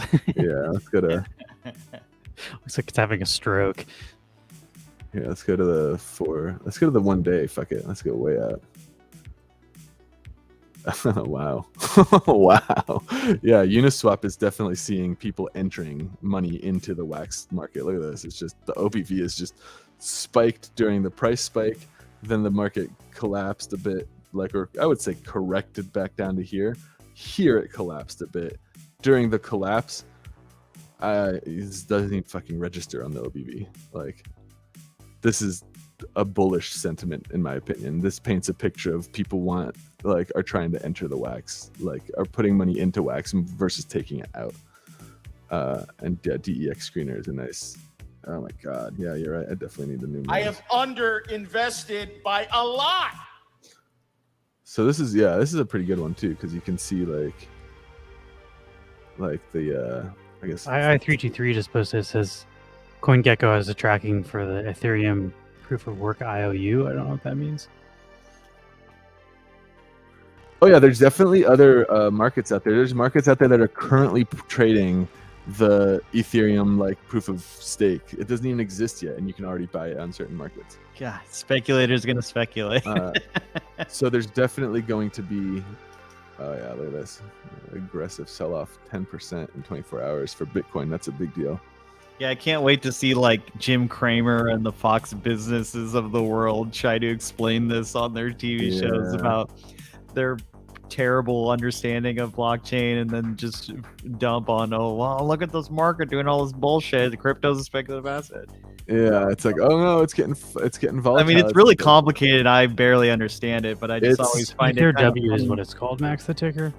I always find it kind of funny when these kind of traditional stock W after Ether channels try to explain crypto, and they just there they try to do it in 30 seconds, and then it just gets pushed to shit. Yeah, so there you go. Look at that. $30. It looks $30 is what the going rate is for proof of work Ethereum right now. I like how they So- literally call it an IOU too. Like Yeah. how crazy are you speculating that you're speculating on IOUs on the internet? That's nuts. Let's see what was the like maximum price of this so far. Oh wow, Lance says there's actually some centralized exchanges that are. Oh yeah, Trading there on will it. be centralized, but the whole thing about centralized exchanges doesn't mean they believe in the like prospect of the shit. They just want the volume from traders who want to do this. who Yeah, wanna because speculate. they're getting transaction That's where fees they on make every their single money. one. You Yeah. know. Exactly. So like Click markets. that You makes can a see lot the of sense. markets. The markets tab. Oh yeah, let's see. Okay, let's see. Looks like, damn, it's trading at a few. Poloniex. This is a U.S. based market. If you're insane and want to fuck with this. Oh here, I mean this one, Poloniex. Poloniex. I'm not surprised Poloniex is doing this. They do a bunch of weird shit. Bit true. Poloniex is the only one of these that I get Bitfinex. I've recognized as well. But man, Yeah, I'm not oof. fucking with that. I am not. Either way, that's the incentive. This fucking $30 per unit. That's what's gonna drive people insane for the first few like days after the merge. I don't think it's worth it unless you have thousands of Ethereum, and even then, be very careful because there's a lot of potential avenues to be scammed, especially because all of this stuff will be so new. There won't be like basically let other people make mistakes that you will make and then learn from those mistakes and don't make those mistakes by waiting a week or two. Like if there's any value in this trash, you can still get it later. And if it is only $30, like I don't know, don't risk your shit for $30. But all of that said, I know you guys are degens. I know you guys want to risk your shit for $30. Let me tell you what you can do if you really want to do it that way.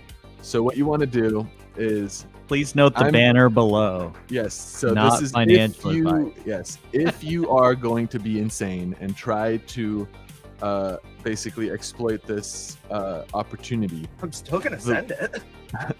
The safest course of action to do that is going to be as follows. So you have your wallet, your current wallet, which has your whole position in the wallet, right?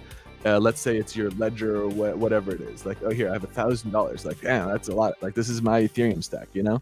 Like, if I want to keep all of this and I want to also make my 30-something dollars, what I'm going to do, because this wallet has signed permissions to Uniswap that I've used, to Curve Protocol, this wallet that I've used for years has a lot of entanglements in the DeFi space. So what I'm going to do is click on my little circle button up here and then just say connect.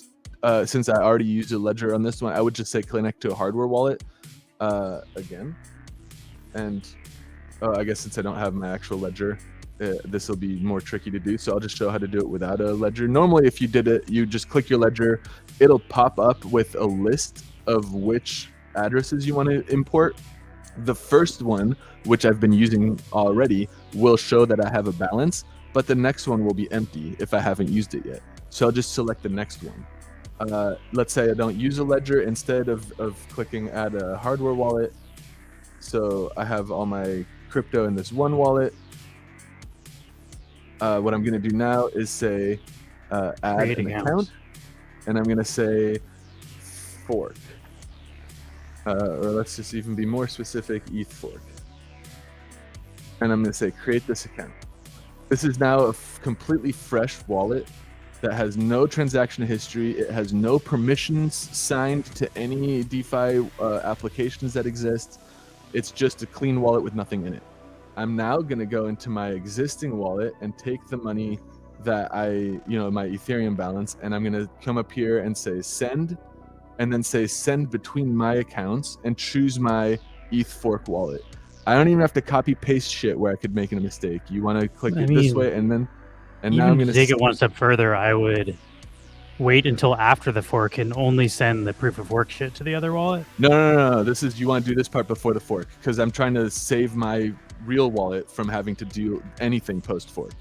So what I'm doing is just taking all my Ethereum, sending it to my Ethereum fork wallet. Now I'm going to sit here and wait.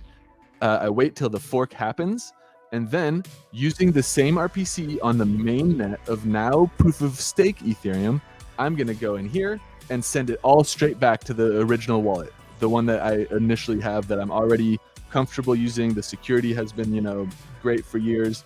It has already all the permissions, so if I'm not having to now re-permission everything because it's like a new wallet. So after the fork, I'll open my fork wallet, I'll take this and I'll send it back to my original wallet, and then I will export the private key from this fork wallet. So this account, the account that I've now is now empty, but held the Ethereum during the merger event itself. So because it's empty, I've sent back my Ethereum to my original wallet, but the wallet, because I did that send after the fork, the proof of work Ethereum is still in this wallet, even though I can't see it. But the proof of stake Ethereum is back in the original place where it was before. Now I could take the private key for this wallet, import it into whatever fly-by-night bullshit wallet says that they can make recover my shit, or says that it works with Ethereum proof of work. I can, or if it is as simple as just adding a new RPC, I could do that very simply from the MetaMask and then do it all from this fork wallet. That way, if I do end up interacting with a malicious contract, the only thing I'm ever exposing from this fork wallet is the fork side of the transaction, because that's the only thing left after I moved everything into it, waited for the fork to happen, and then moved everything back.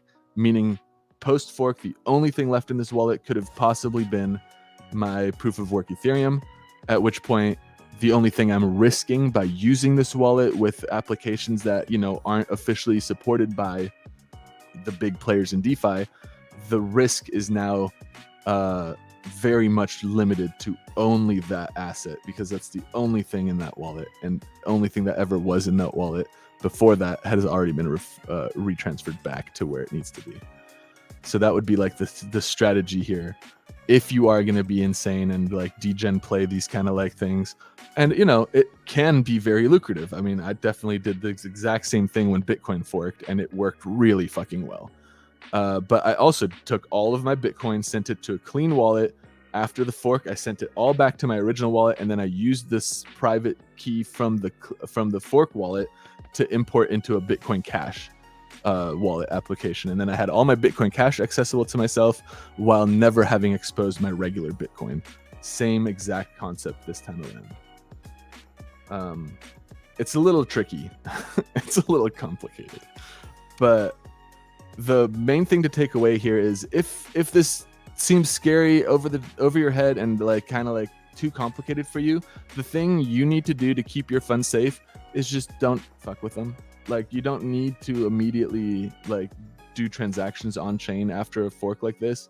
Let the dust settle, let the shit breathe, and let it calm down, and then let the new tokenomics take effect. We might see the price of Ethereum doing quite well if 90% of the emission rate got cut overnight. So there's a lot of things like that on the horizon. The other side of that last sentence I just said about the emission rate being cut, this emission rate being cut isn't a surprise. We already know this was happening, so expect that to be priced into a pretty substantial degree as well. Don't think that it just changed, now everything's going to explode in price.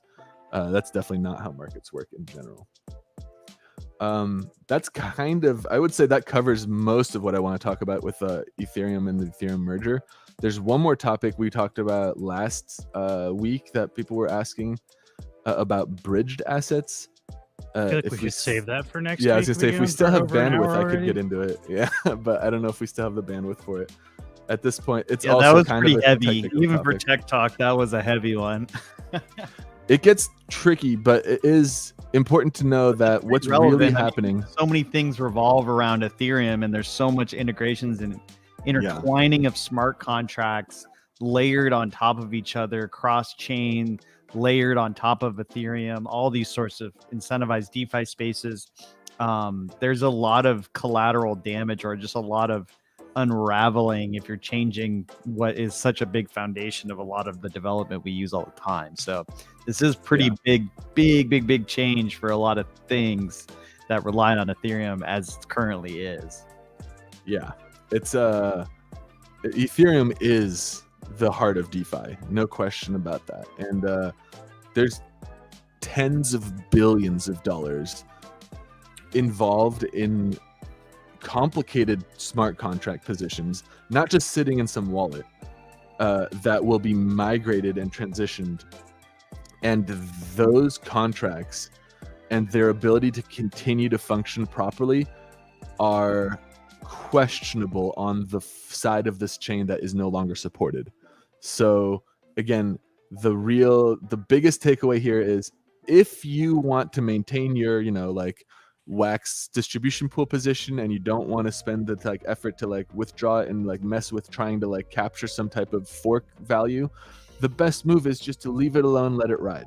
But if your intention is to capture value from the fork by selling off this ETHW token for whatever it's worth and trying to capture that, the best move is to turn your assets into Ethereum before the fork and let the Ethereum be sitting in a clean wallet during the fork, send the proof of stake side Ethereum back to your wallet, and leaving that clean wallet with only the proof of work Ethereum left, and then using that to interact with your coins to try to capture that value, rather than maintain your positions and then try to unwrap your liquidity after the fact on the proof of work chain. That's definitely a losing strategy. And if your objective is to capture the value of ETHW the moment it becomes a real thing, the idea would be to keep your position in ETH before the fork, and just be sitting in a wallet. That's make it as easy on yourself as possible, so that you have to do as few transactions as possible to get the fuck out of that asset, because it is a proof of work chain, and those transaction fees are going to be nuts, especially in the first few blocks. But yeah, it's gonna be interesting to see this play out, and we're almost there. We've been waiting years for this, and it's coming up in like 2 days now. So I'm really excited. I'm also really excited to see the actual impact of a realization of the change in tokenomics, because sure, everyone knows that the tokenomics are changing and that the emission rate of Ethereum is dropping dramatically, but knowing it and living it is completely different. So we'll have to see what that actually does when suddenly you're cutting 10,000 Ethereum out of the equation every day. Like 10,000 Ethereum was that like $200,000 or something, so that's a lot of money that doesn't need to flow into the market just to keep the price from falling. So that means if the same amount of money is flowing into the same market, but now you have $200,000 less inflation, that means you have $200,000 worth of buy pressure. But we'll have to see how it plays out in reality, because at the end of the day, none of these valuations come from a real use case. It's almost entirely fueled by the speculation of the future value of stuff.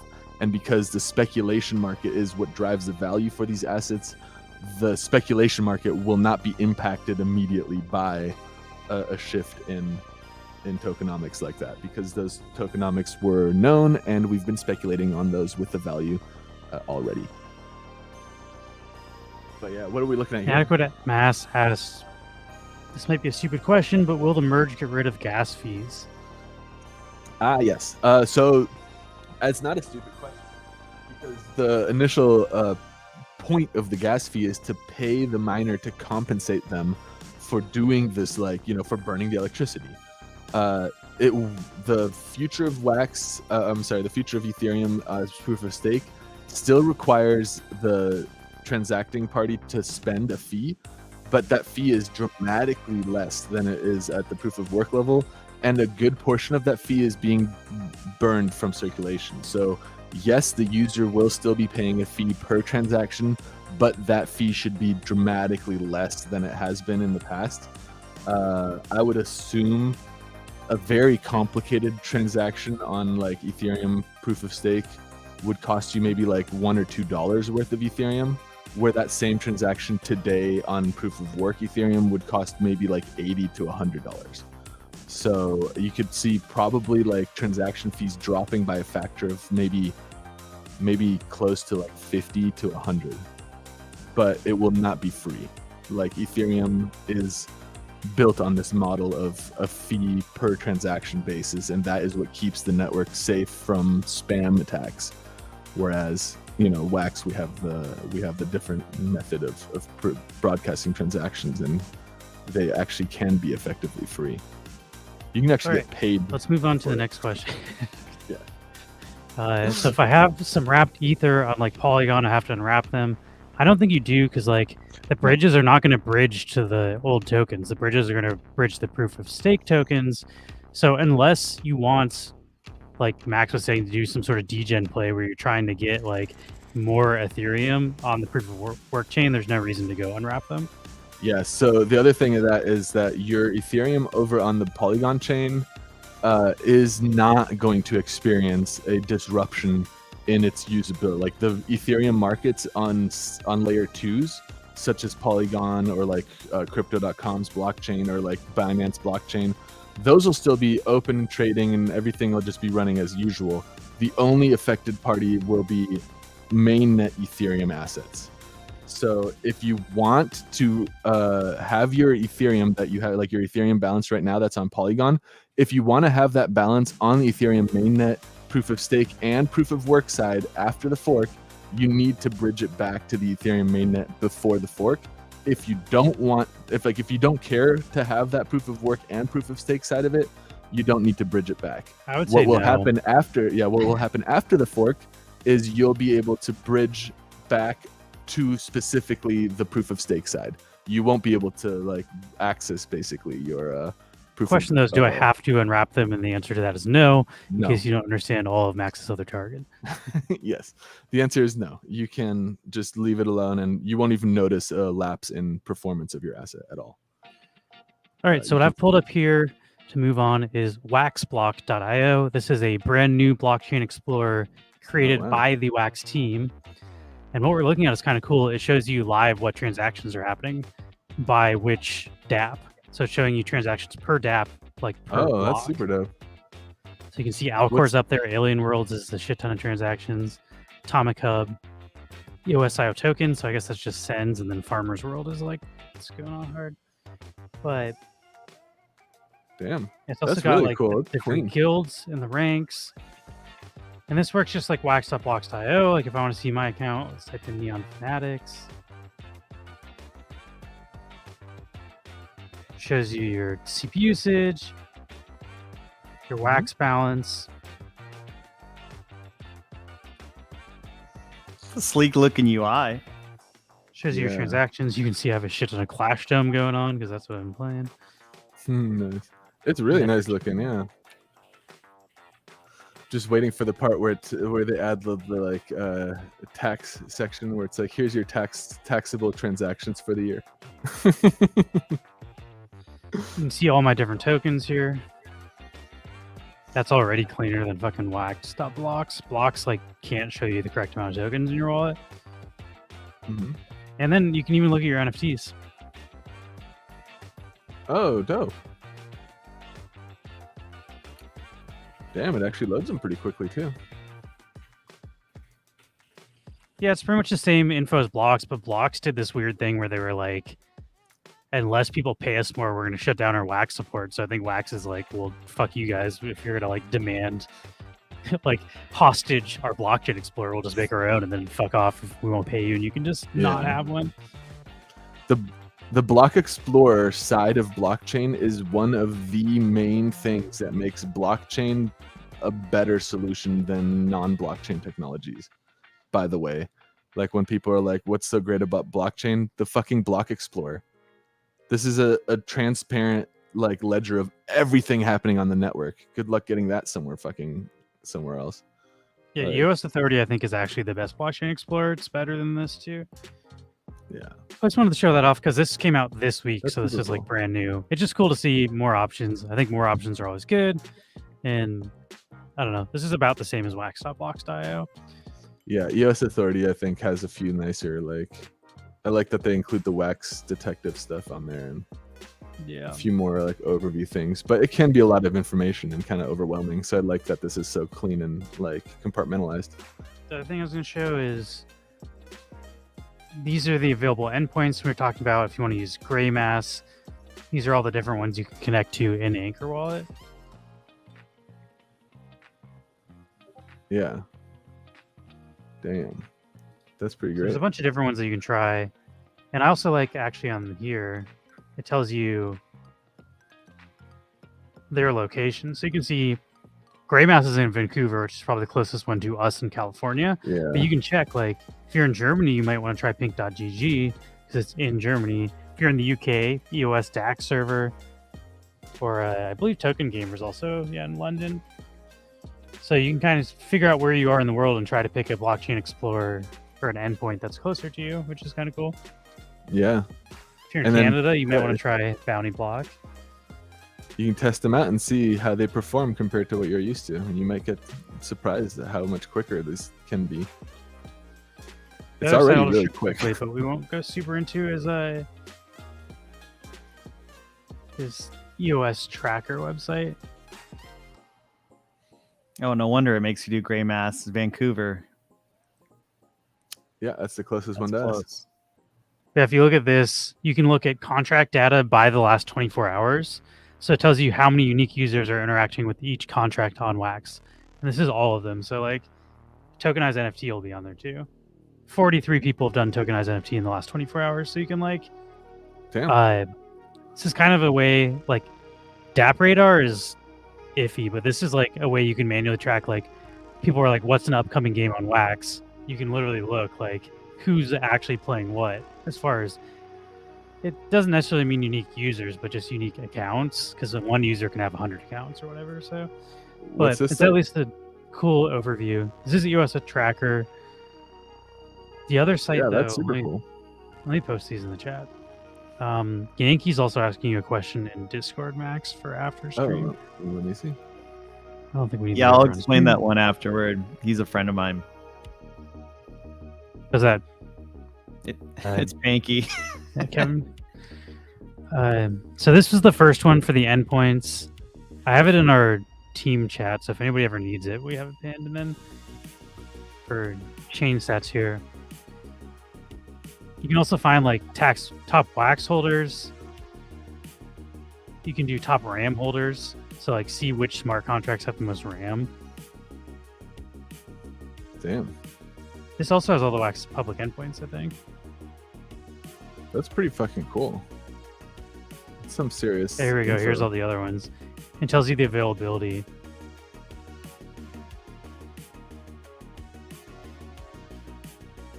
But yeah, I don't know. I think this is a. You can also do total actions by contract. So this tells you how many users are doing it, and this tells you how many actions. So even though Farmers World is above Alien Worlds for Federation, Federation actually has more actions. So there's less people using it more. Which I don't know what you want to do with that data, but it's just a nice way to kind of like, if you're really nerdy about what's going on chain. But maybe we can look into these more on another day, because we're already like 2 hours into this. Let's do Yeah. another giveaway and maybe call it next week. We can do bridges, and maybe Max will live bridge some USDC. Yeah, that's And not who a knows? bad idea. The bridge might even be cheaper because the gas Yeah. fees might have gone down, because it's been Yeah, like Homelance is saying in the chat, Matic and Polygon chain, that's already a proof of stake chain, and that also runs the same as Ethereum's future proof of stake. So like if you've ever used Polygon Matic, and you're still paying a network fee per transaction, but it's pretty negligible, like less than a penny. And I think that's what the aim is long term for Ethereum as well. So I don't know really if looking forward to seeing it. Kaffa, you're still here. We didn't answer this. Sorry, we're in the middle of tech talk. Tomorrow we will more thoroughly go over Wax games. Tomorrow's Wax Wednesday. But also, I mean, my just basic suggestion is play whatever game you like playing. Like, Yeah. don't try to bet on token value, because token values are all speculative anyway. And who knows what's going to be popular in the next bull market. But That's I don't true. know, play whatever games you want to play. And I've been enjoying Clash Dome. I like ZOS. I like Novo Pangea.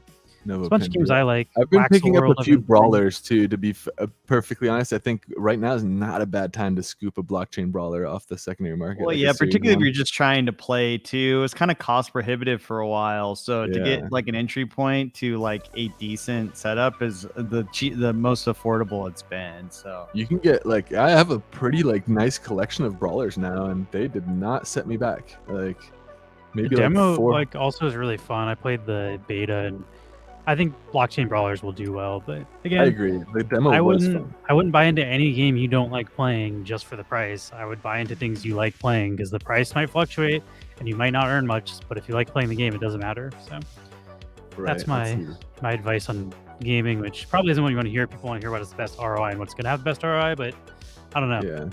Never fucking know. I never thought Mining Network would do as well as it would. Never thought Farmers World would. I don't want to play those games, so I don't Yeah, know. sometimes making money is not losing money.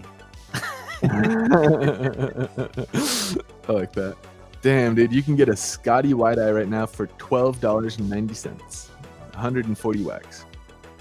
That used to be like a multiple $1,000 NFT. Yeah. And I don't know. I'm excited to play the game. Like the game was fun. I like the like character design of like I've been scooping some of the ones that have like the costumes because people have been listing them for like pretty fucking affordable prices. It's great. Jeff means for the next race, Valor and Vellum. If LQ pin, if you're in the chat, you won something, but you need to send Jeff your wallet. Oh, I Do just not do sent it that. to him. I got it off the Twitch list, but Nice. Well, I told Jeff I'd send it to him too, but I think Jeff is mainly saying like if they're not here and active, that he's not going to send him the prize. got it. Ah. Oh wait, never mind. Jeff said, so you're going to send it to him then, Jeff? Because I was going to send it to you after anyway, but I'll stop that announcement if you need to know what to announce for the next race. Anyway, I'm trying to pick a prize. What are these worth? Oh man.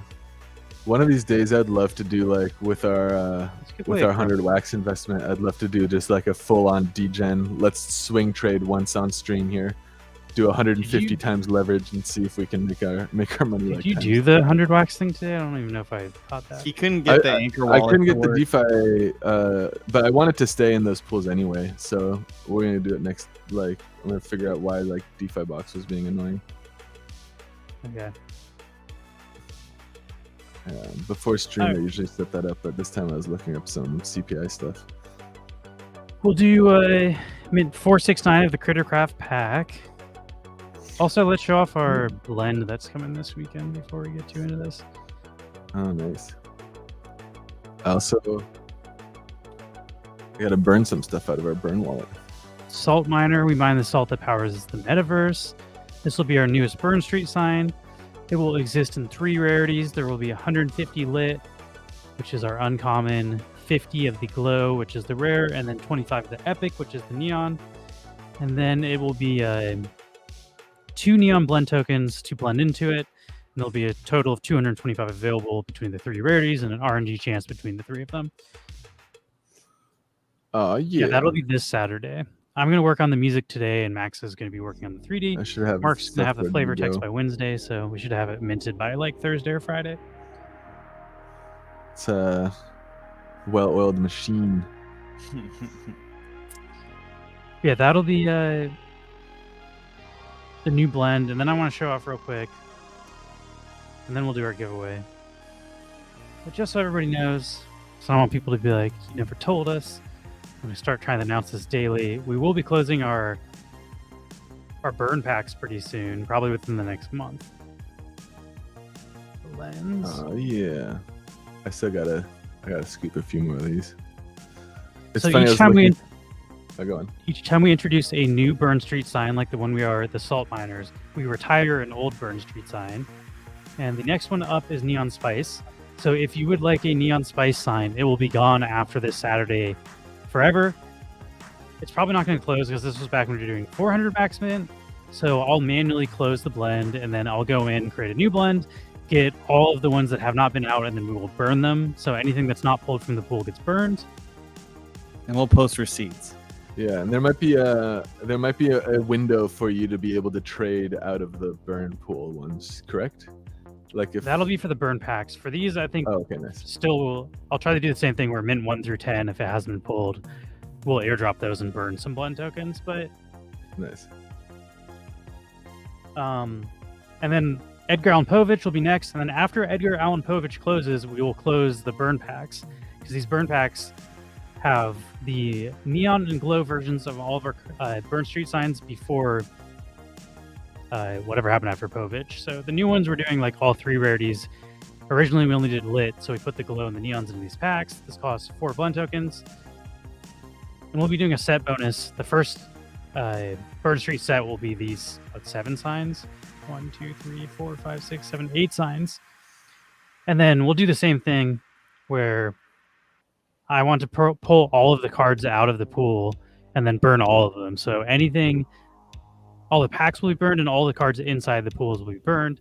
And this is the one where you'll be able to trade, because these are like higher rarities. We can't just burn 1 blend token and then get a neon or a glow. That's not like a fair trade. So whoever has the lowest mint pulled will get a trade offer for min 1.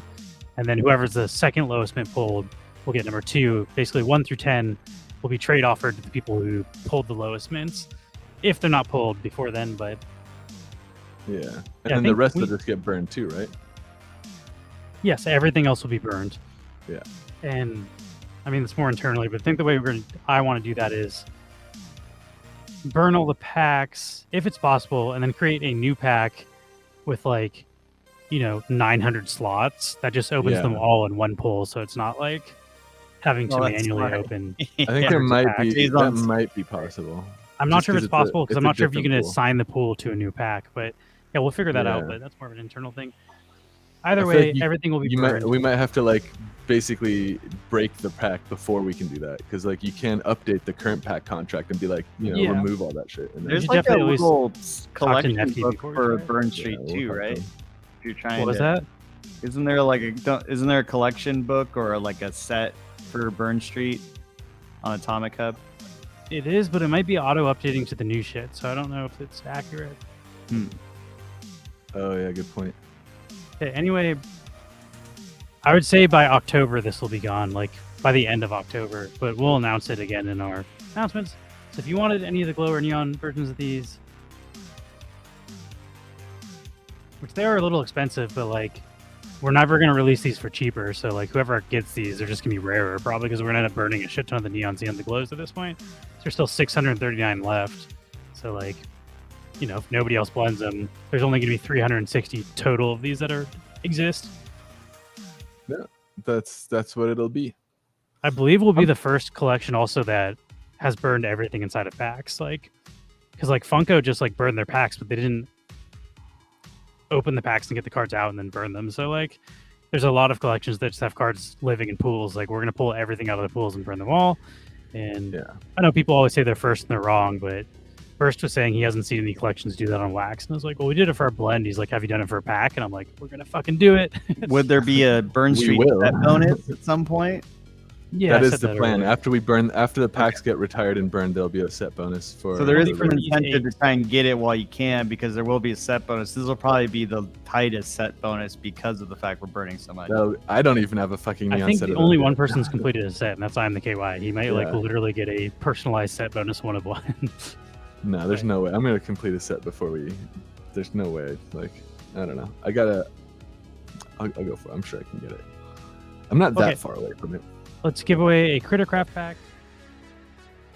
Had to go through our shield. I also wanted to add eventually a staked out pool for neon Chronionberg holders. Not neon Chronionberg, just all Chronionberg holders. But I want to figure out some way to weight the different rarities, so that a neon isn't worth the same as a dim. I think Max said he reached out to Mike at Waxed House. We'll see if he can update stake weight somehow. Yeah, I know the workaround right now is to make separate pools for the different rarities, but that's less clean and less fun. It's also not very user friendly if you do it that way, though. Yeah. There's 20 fucking Chronionberg pools. Yeah, I'd rather just have one pool that's Chronionberg, and then it's if you stake a neon Chronionberg, it's worth 20 times more than a dim. I guess it'd only be 4 pools because you're doing one per rarity, but still not ideal. Not ideal. The other thing is, I guess you could mix it. It'd be glow and neon in one pool and dim and lit in the other pool or something. But even then, I'd rather it just be one pool with weighted weights, and I think that's not too absurd.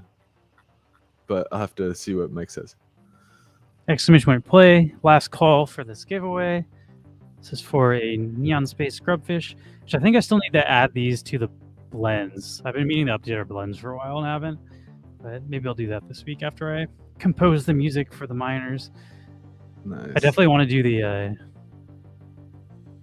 go clip that clip we watched where he's like, this is the biggest salt mine in the universe. Oh my god, yeah. That's funny.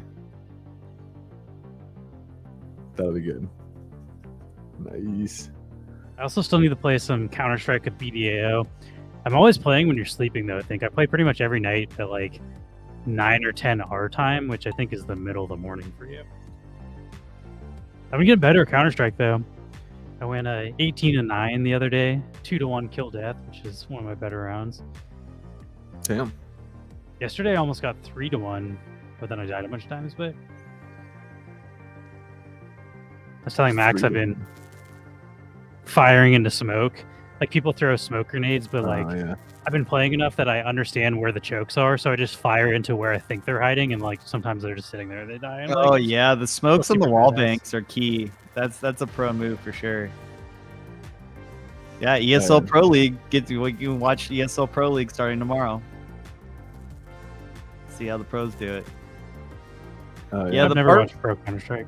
The part where it gets real crazy is like they can basically from spawn throw like smokes and Molotovs and flashbangs just by like practicing the map over and over. That's like the really, really high level that you can smoke off the choke points directly from spawn by like lining up with like a chimney and then jumping, and then you just know it'll always land in the same place.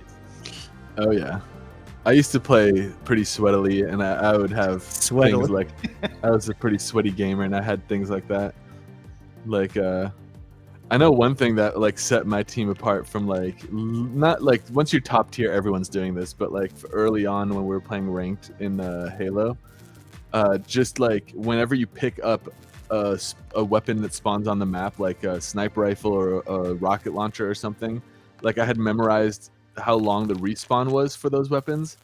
So then I would look at the click on the countdown. It's like, a game lasts 12 minutes. So there's a 12-minute thing counting down. And then I would be like, okay, I'm picking up the sniper rifle at like, let's say 10 minutes and 33 seconds left. So then I'll be like, okay, sniper rifle spawn at 9 minutes 25. And then it'd be like when 9 minute 25 comes by, it'd be like sniper rifle is about to spawn, like get ready. And so like you'd control the map like the whole time. You could ignore that spot because there's not going to be a fucking power weapon spawn there. Oh, that's And smart. Yeah. it's super fucking like it's super sweaty. So like you control all the weapons on the map and all the respawns for them. And then the other thing is like there's weapons like the rocket launchers don't actually restart their respawn countdown until you shoot the last rocket. So like if you have the rocket launcher, you have an advantage because you know when the rocket launcher what a respawn close starts. fucking finish.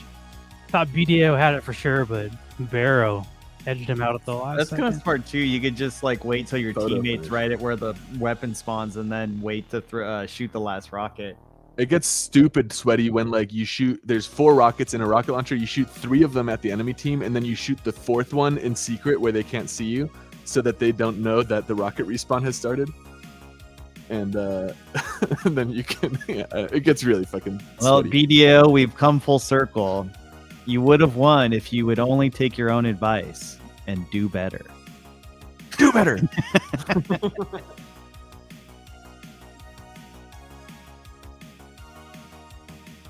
Yeah. But yeah, let's see what else is going. Oh man, I'm getting like wrapped up into some of these like on-chain leverage trading protocols just because they're so much fun. VAR, that's hilarious. What's VAR? Oh, that's what they call like the replay in soccer. It's video assisted referee. Or something like that. Yeah. Congratulations. And Mark, you're gonna have to get Dinkum if you have more time this week, so we can. It's a fucking- sports term, Yeah. Martin. It's a sports Trying to think of term, a- girl. weird thing to say. Rink out with our dink out. Yeah, are we gonna Rank doesn't make food sense. fight this Friday, or was that when we're doing the fast food one? We still need a rematch, or not a rematch, but we never did the There's no way. Paul was Wendy's going to argue loses. quesadillas versus Max's grilled cheese. Ooh, man, I would love to see Paul and Max argue against each other. That'll be a good one. Paul's really like, he's good at arguing. Well, yeah, he's Don't got win the many. winning one-liners too. Like, I mean, if you're gonna win the sway the will of the people here in the chat, who will ultimately be voting, Paul has just like the perfect one-liners that just stick with you. Yeah, like the prosciutto argument. That was a Paul original. I was wavering on my ham versus turkey until prosciutto came into the. Do you have Well, a? yeah, and then I started talking about like what was it he was saying about like pancakes are raccoon food? It's raccoon food because you throw that shit in the trash. That's what he said about pancakes. Oh man, it's hard to come back from that kind of It's a good one. imagery. The one thing, it's also like, I don't know, like I'm just worried that he's not gonna play fair, because if I'm saying grilled cheese sandwich versus quesadilla, we're talking like, I'm gonna say the bare bones grilled cheese will kick the shit out of the bare bones quesadilla any day of the week, no question. Like if you're just bare bones in it and like using the most limited amount of like ingredients, cheapest trash stuff you can find, it's gonna be. Yeah, like, I mean that's a good move. I do think they're great analogies though, because both of them are simple but can be manipulated and interpreted in many different ways that can elevate them quite a bit. So I think there's a broad spectrum of interpretations and approaches to quesadillas as well as grilled cheese. So there'll be a lot of aspects to argue. But this is an age-old debate.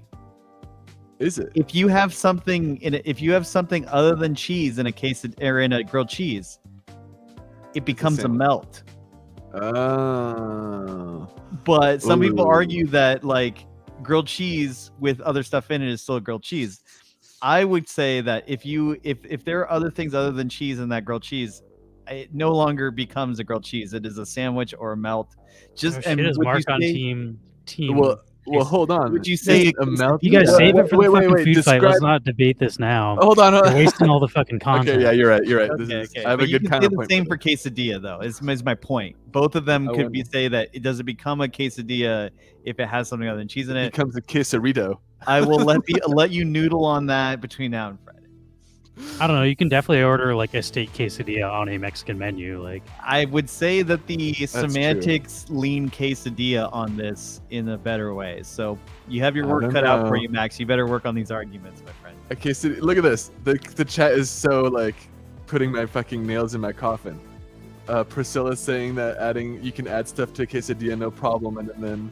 Well, then now we you're. got Misty saying that grilled cheese becomes a melt. I'm fucked. Well, now Max has time to fucking come up with a rebuttal so he can counter argue. Yeah. He's got. But yeah, if you're around, I don't know. Is there a third thing we can throw in there? I don't know if there's a third thing that is on par with. I there honestly should be. would like to be on the sidelines. I can moderate if you want. It'll be What's fun to watch. I feel like the Max and Paul like marriage debate will be like really fun because Paul will really lean into it if it's just him and Max.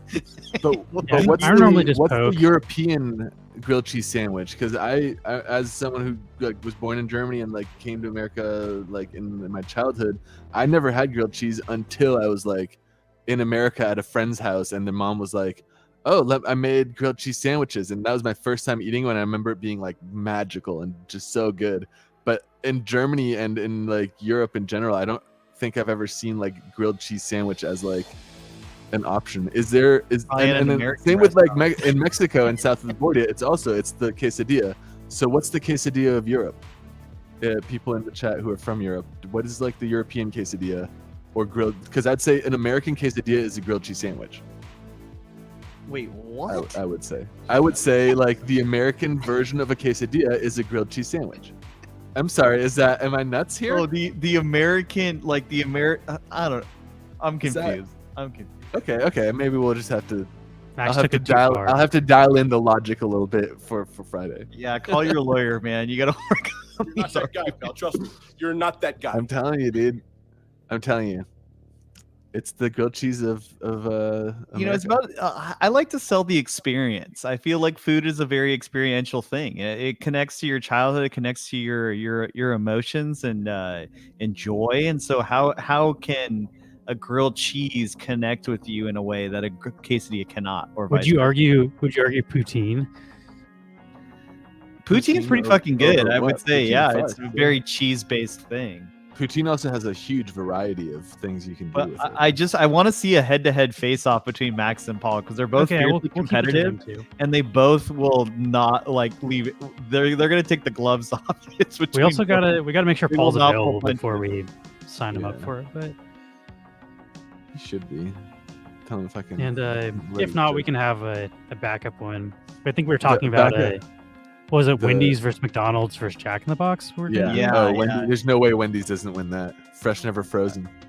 I'm taking Jack in the Box.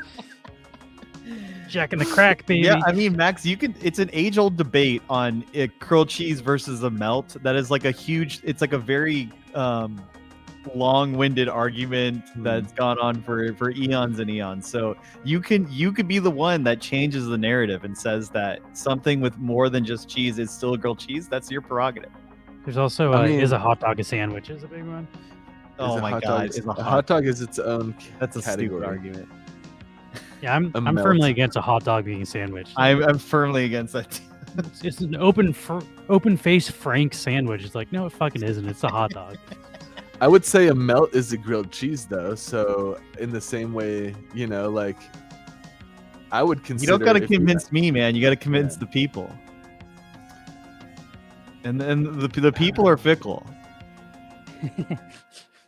Wendy's is trash. In-N-Out. Wendy's is See, trash. we What were the fuck? saying that In-N-Out's off the table because it's not a national chain. I feel like In-N-Out's good. regional like burger places like that gets a little murky. So we I want mean, to. I would choose Dick's. I would choose. There's so many things I'd choose over. We're choosing like the fucking shitty cheap burger places. Yeah, the like OG like multinational chain kind of stuff. So it keeps it on the same plane. Like we could I also argue joked.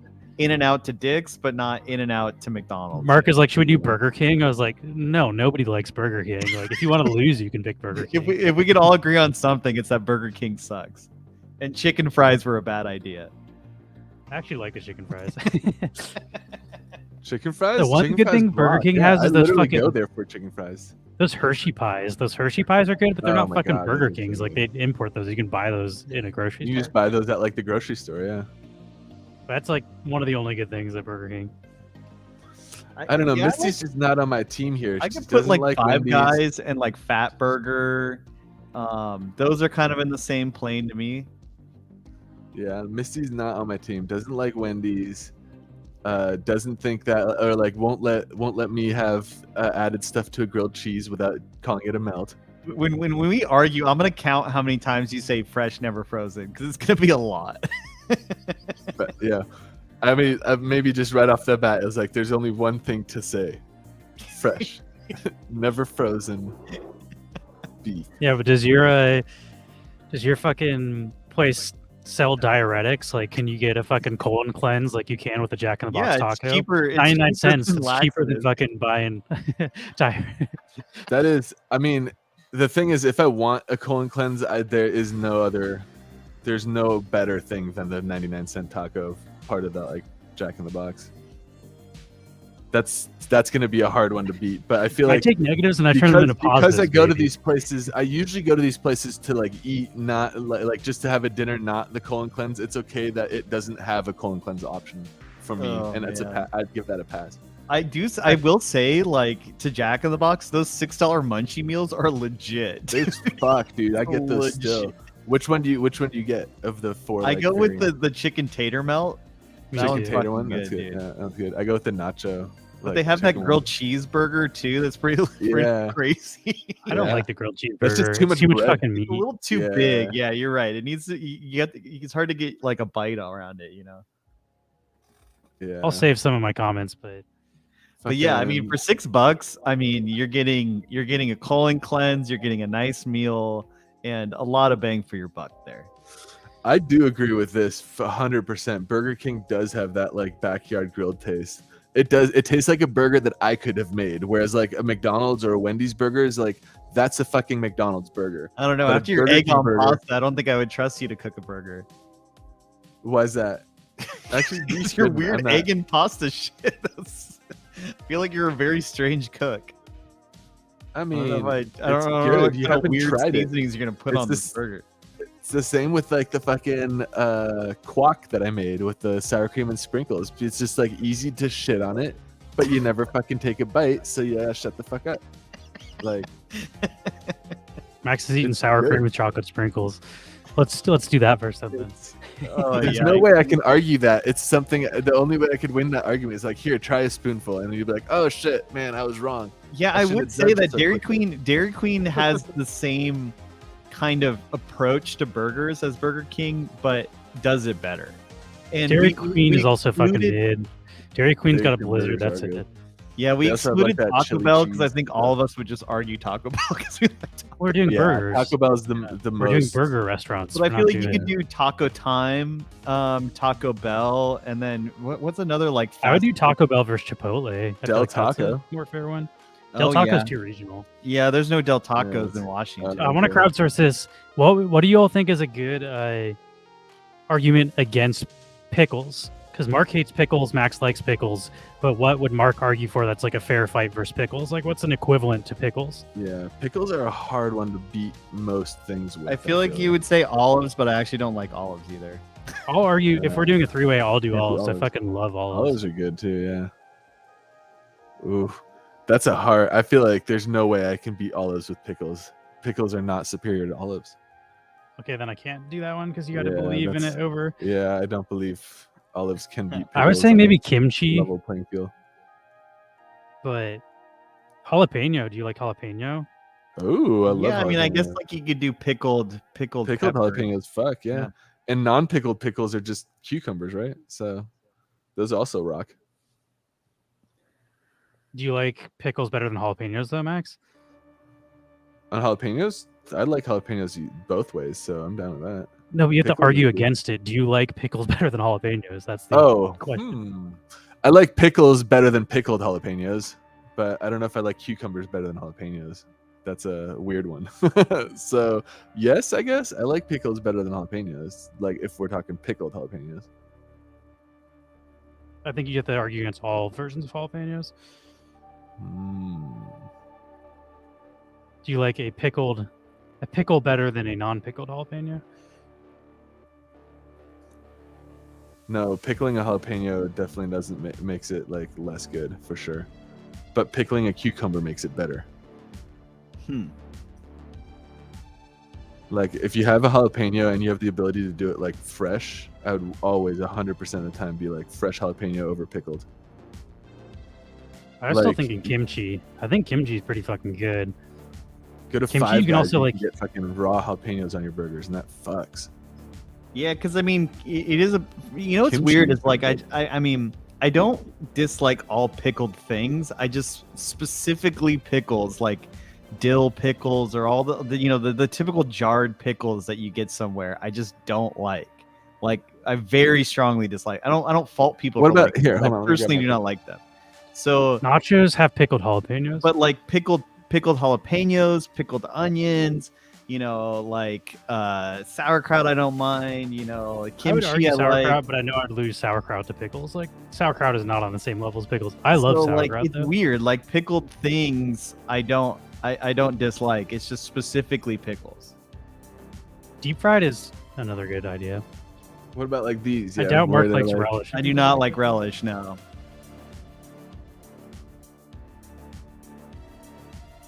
Yo! Yeah, fried foods would be good. You could do What like about fried these like pickles spicy versus, pickles? Like, Have you tried um, this, Mark? Like something like this, where they're like super spicy. They don't taste like dill pickles at all. No, dude. Anything in that pickle category, I'm not into it. I like think sandwich- jalapenos is good. I think sandwich jalapenos versus pickles is no. a fair ass fight. I think more so than kimchi. Kimchi is my original one, but I think pickles will probably beat I think it's too kimchi. deep of a cut. Depends on where you are though. Like if you're in regions where people eat kimchi, that shit will probably crush. That is pickles, true. But in America, we're definitely more pickle eaters than kimchi eaters. I think jalapeno's good. So if Paul is not available on Friday, maybe we'll do that. I don't know. I guess we could do the burger thing too. We got a bunch of options. Yeah, I'm excited. we talk about food a maybe lot, bomb. so yeah, I These do are think that's a super bomb, good dude. one. I You could do fried pickles versus onion rings versus jalapeno poppers. That'd be good. Fried pickles Would is a you little just- too obscure though, or it's like the most obscure way to eat pickles. I Max is feel like just fried fucking. pickles are pretty common, aren't they? Max is training right now by eating pickles. He's getting stronger for his argument. I It's feel like super fried bomb, pickles dude, are yeah. relatively common, and at least in the States, as like pub food or whatever. You Oh, think for sure. you think fried pickles are as common as onion rings? Well, not as common, but I'd say it's not that uncommon on fried food. I've seen them on menus. like 2 menus of like all the restaurants I've ever been to. I don't know. I think fried pickles are more common than that. I see fried pickles a good amount too. Yeah. Yeah. If you want to Little, argue like, fried fried pickles dip. versus onion rings, I go for it. certainly I think you're don't, gonna get yeah. fucking bodied. That's not a fair argument. I would probably take jalapeno poppers, but I'd take onion rings if you're trying to Oh, do that. poppers fucking rock. You know why? Because they're not pickled. Just a heads up.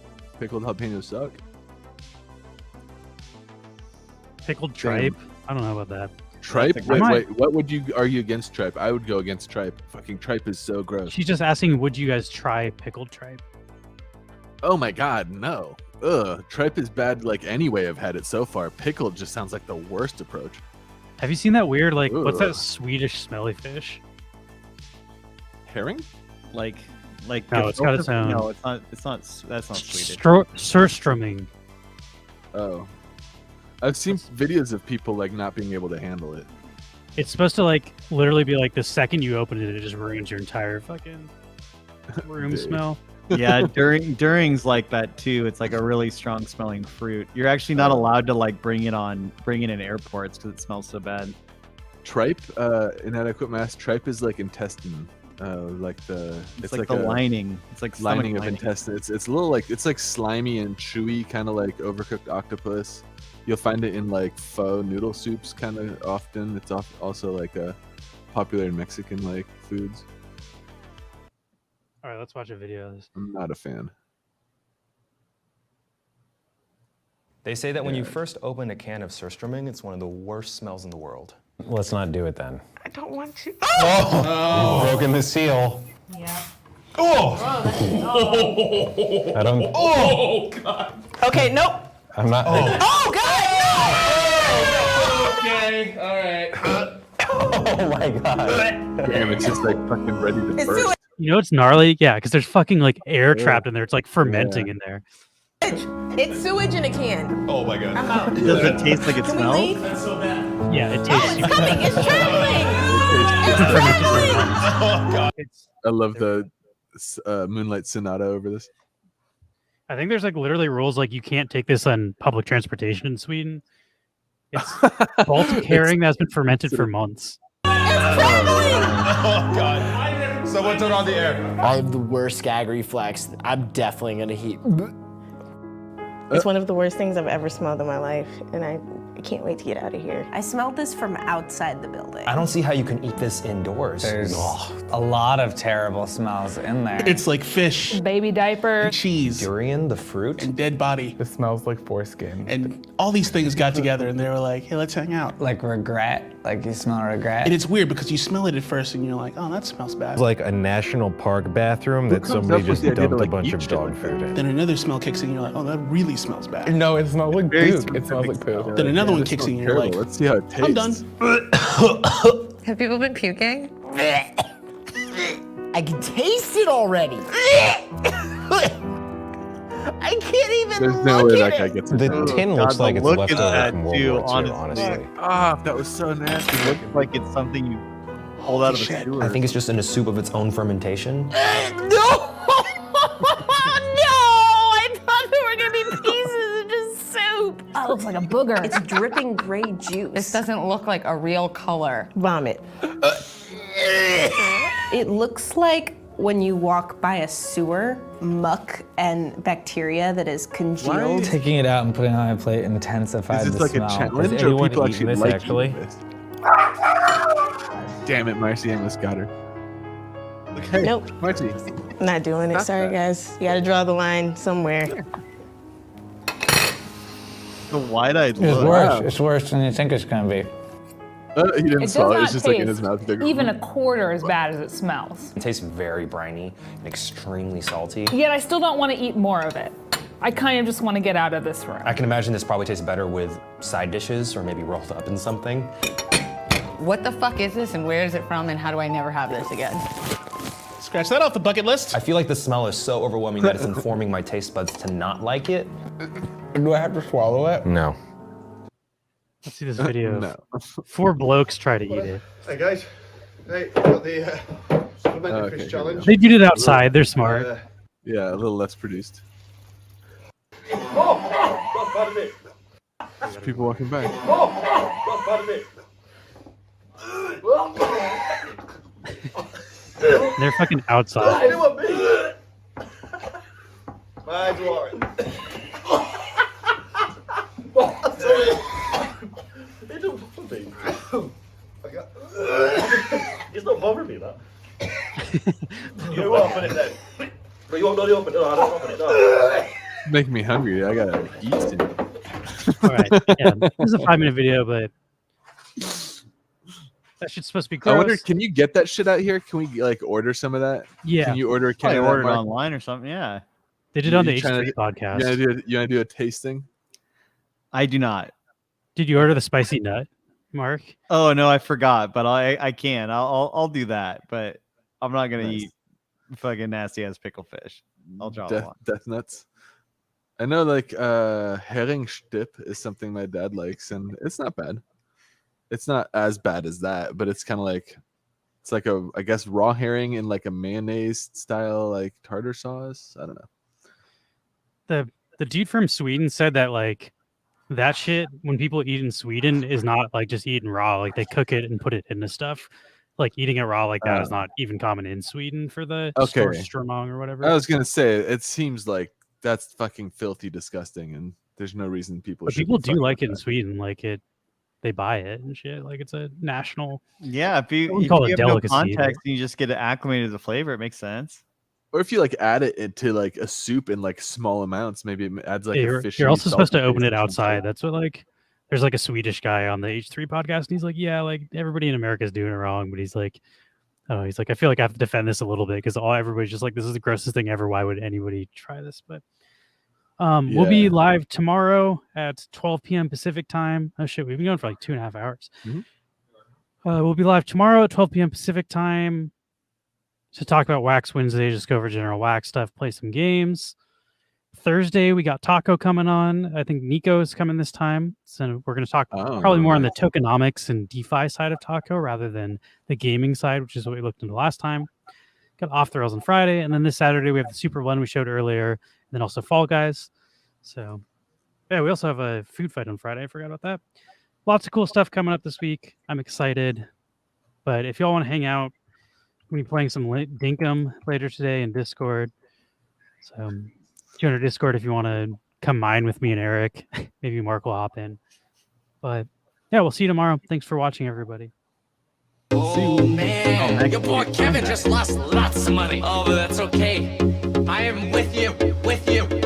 Oh man, your boy Kevin just lost lots of money. Oh, but that's okay. I am with you. Here we go, come on, push it, find the dip, find the dip. Here we go, come on, push it, find the dip, find the dip. Here we go, come on, push it, find the dip, find the dip. Here we go, come on, push it. Oh my God, what's happening? First of all of this whining by Wall Street is making me sick. 140% of GameStop was short. GameStop was short.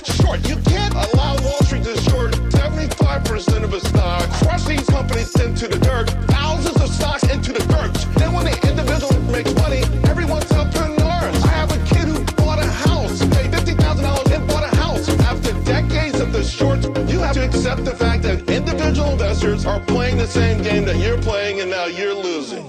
Here we go, come on, push it, find the dip, find the dip. Here we go, come on, push it, find the dip, find the dip. Here we go, come on, push it, find the dip, find the dip. Here we go, come on, push it. Oh my God, what's happening? Here we go, come on, push it, find the dip, find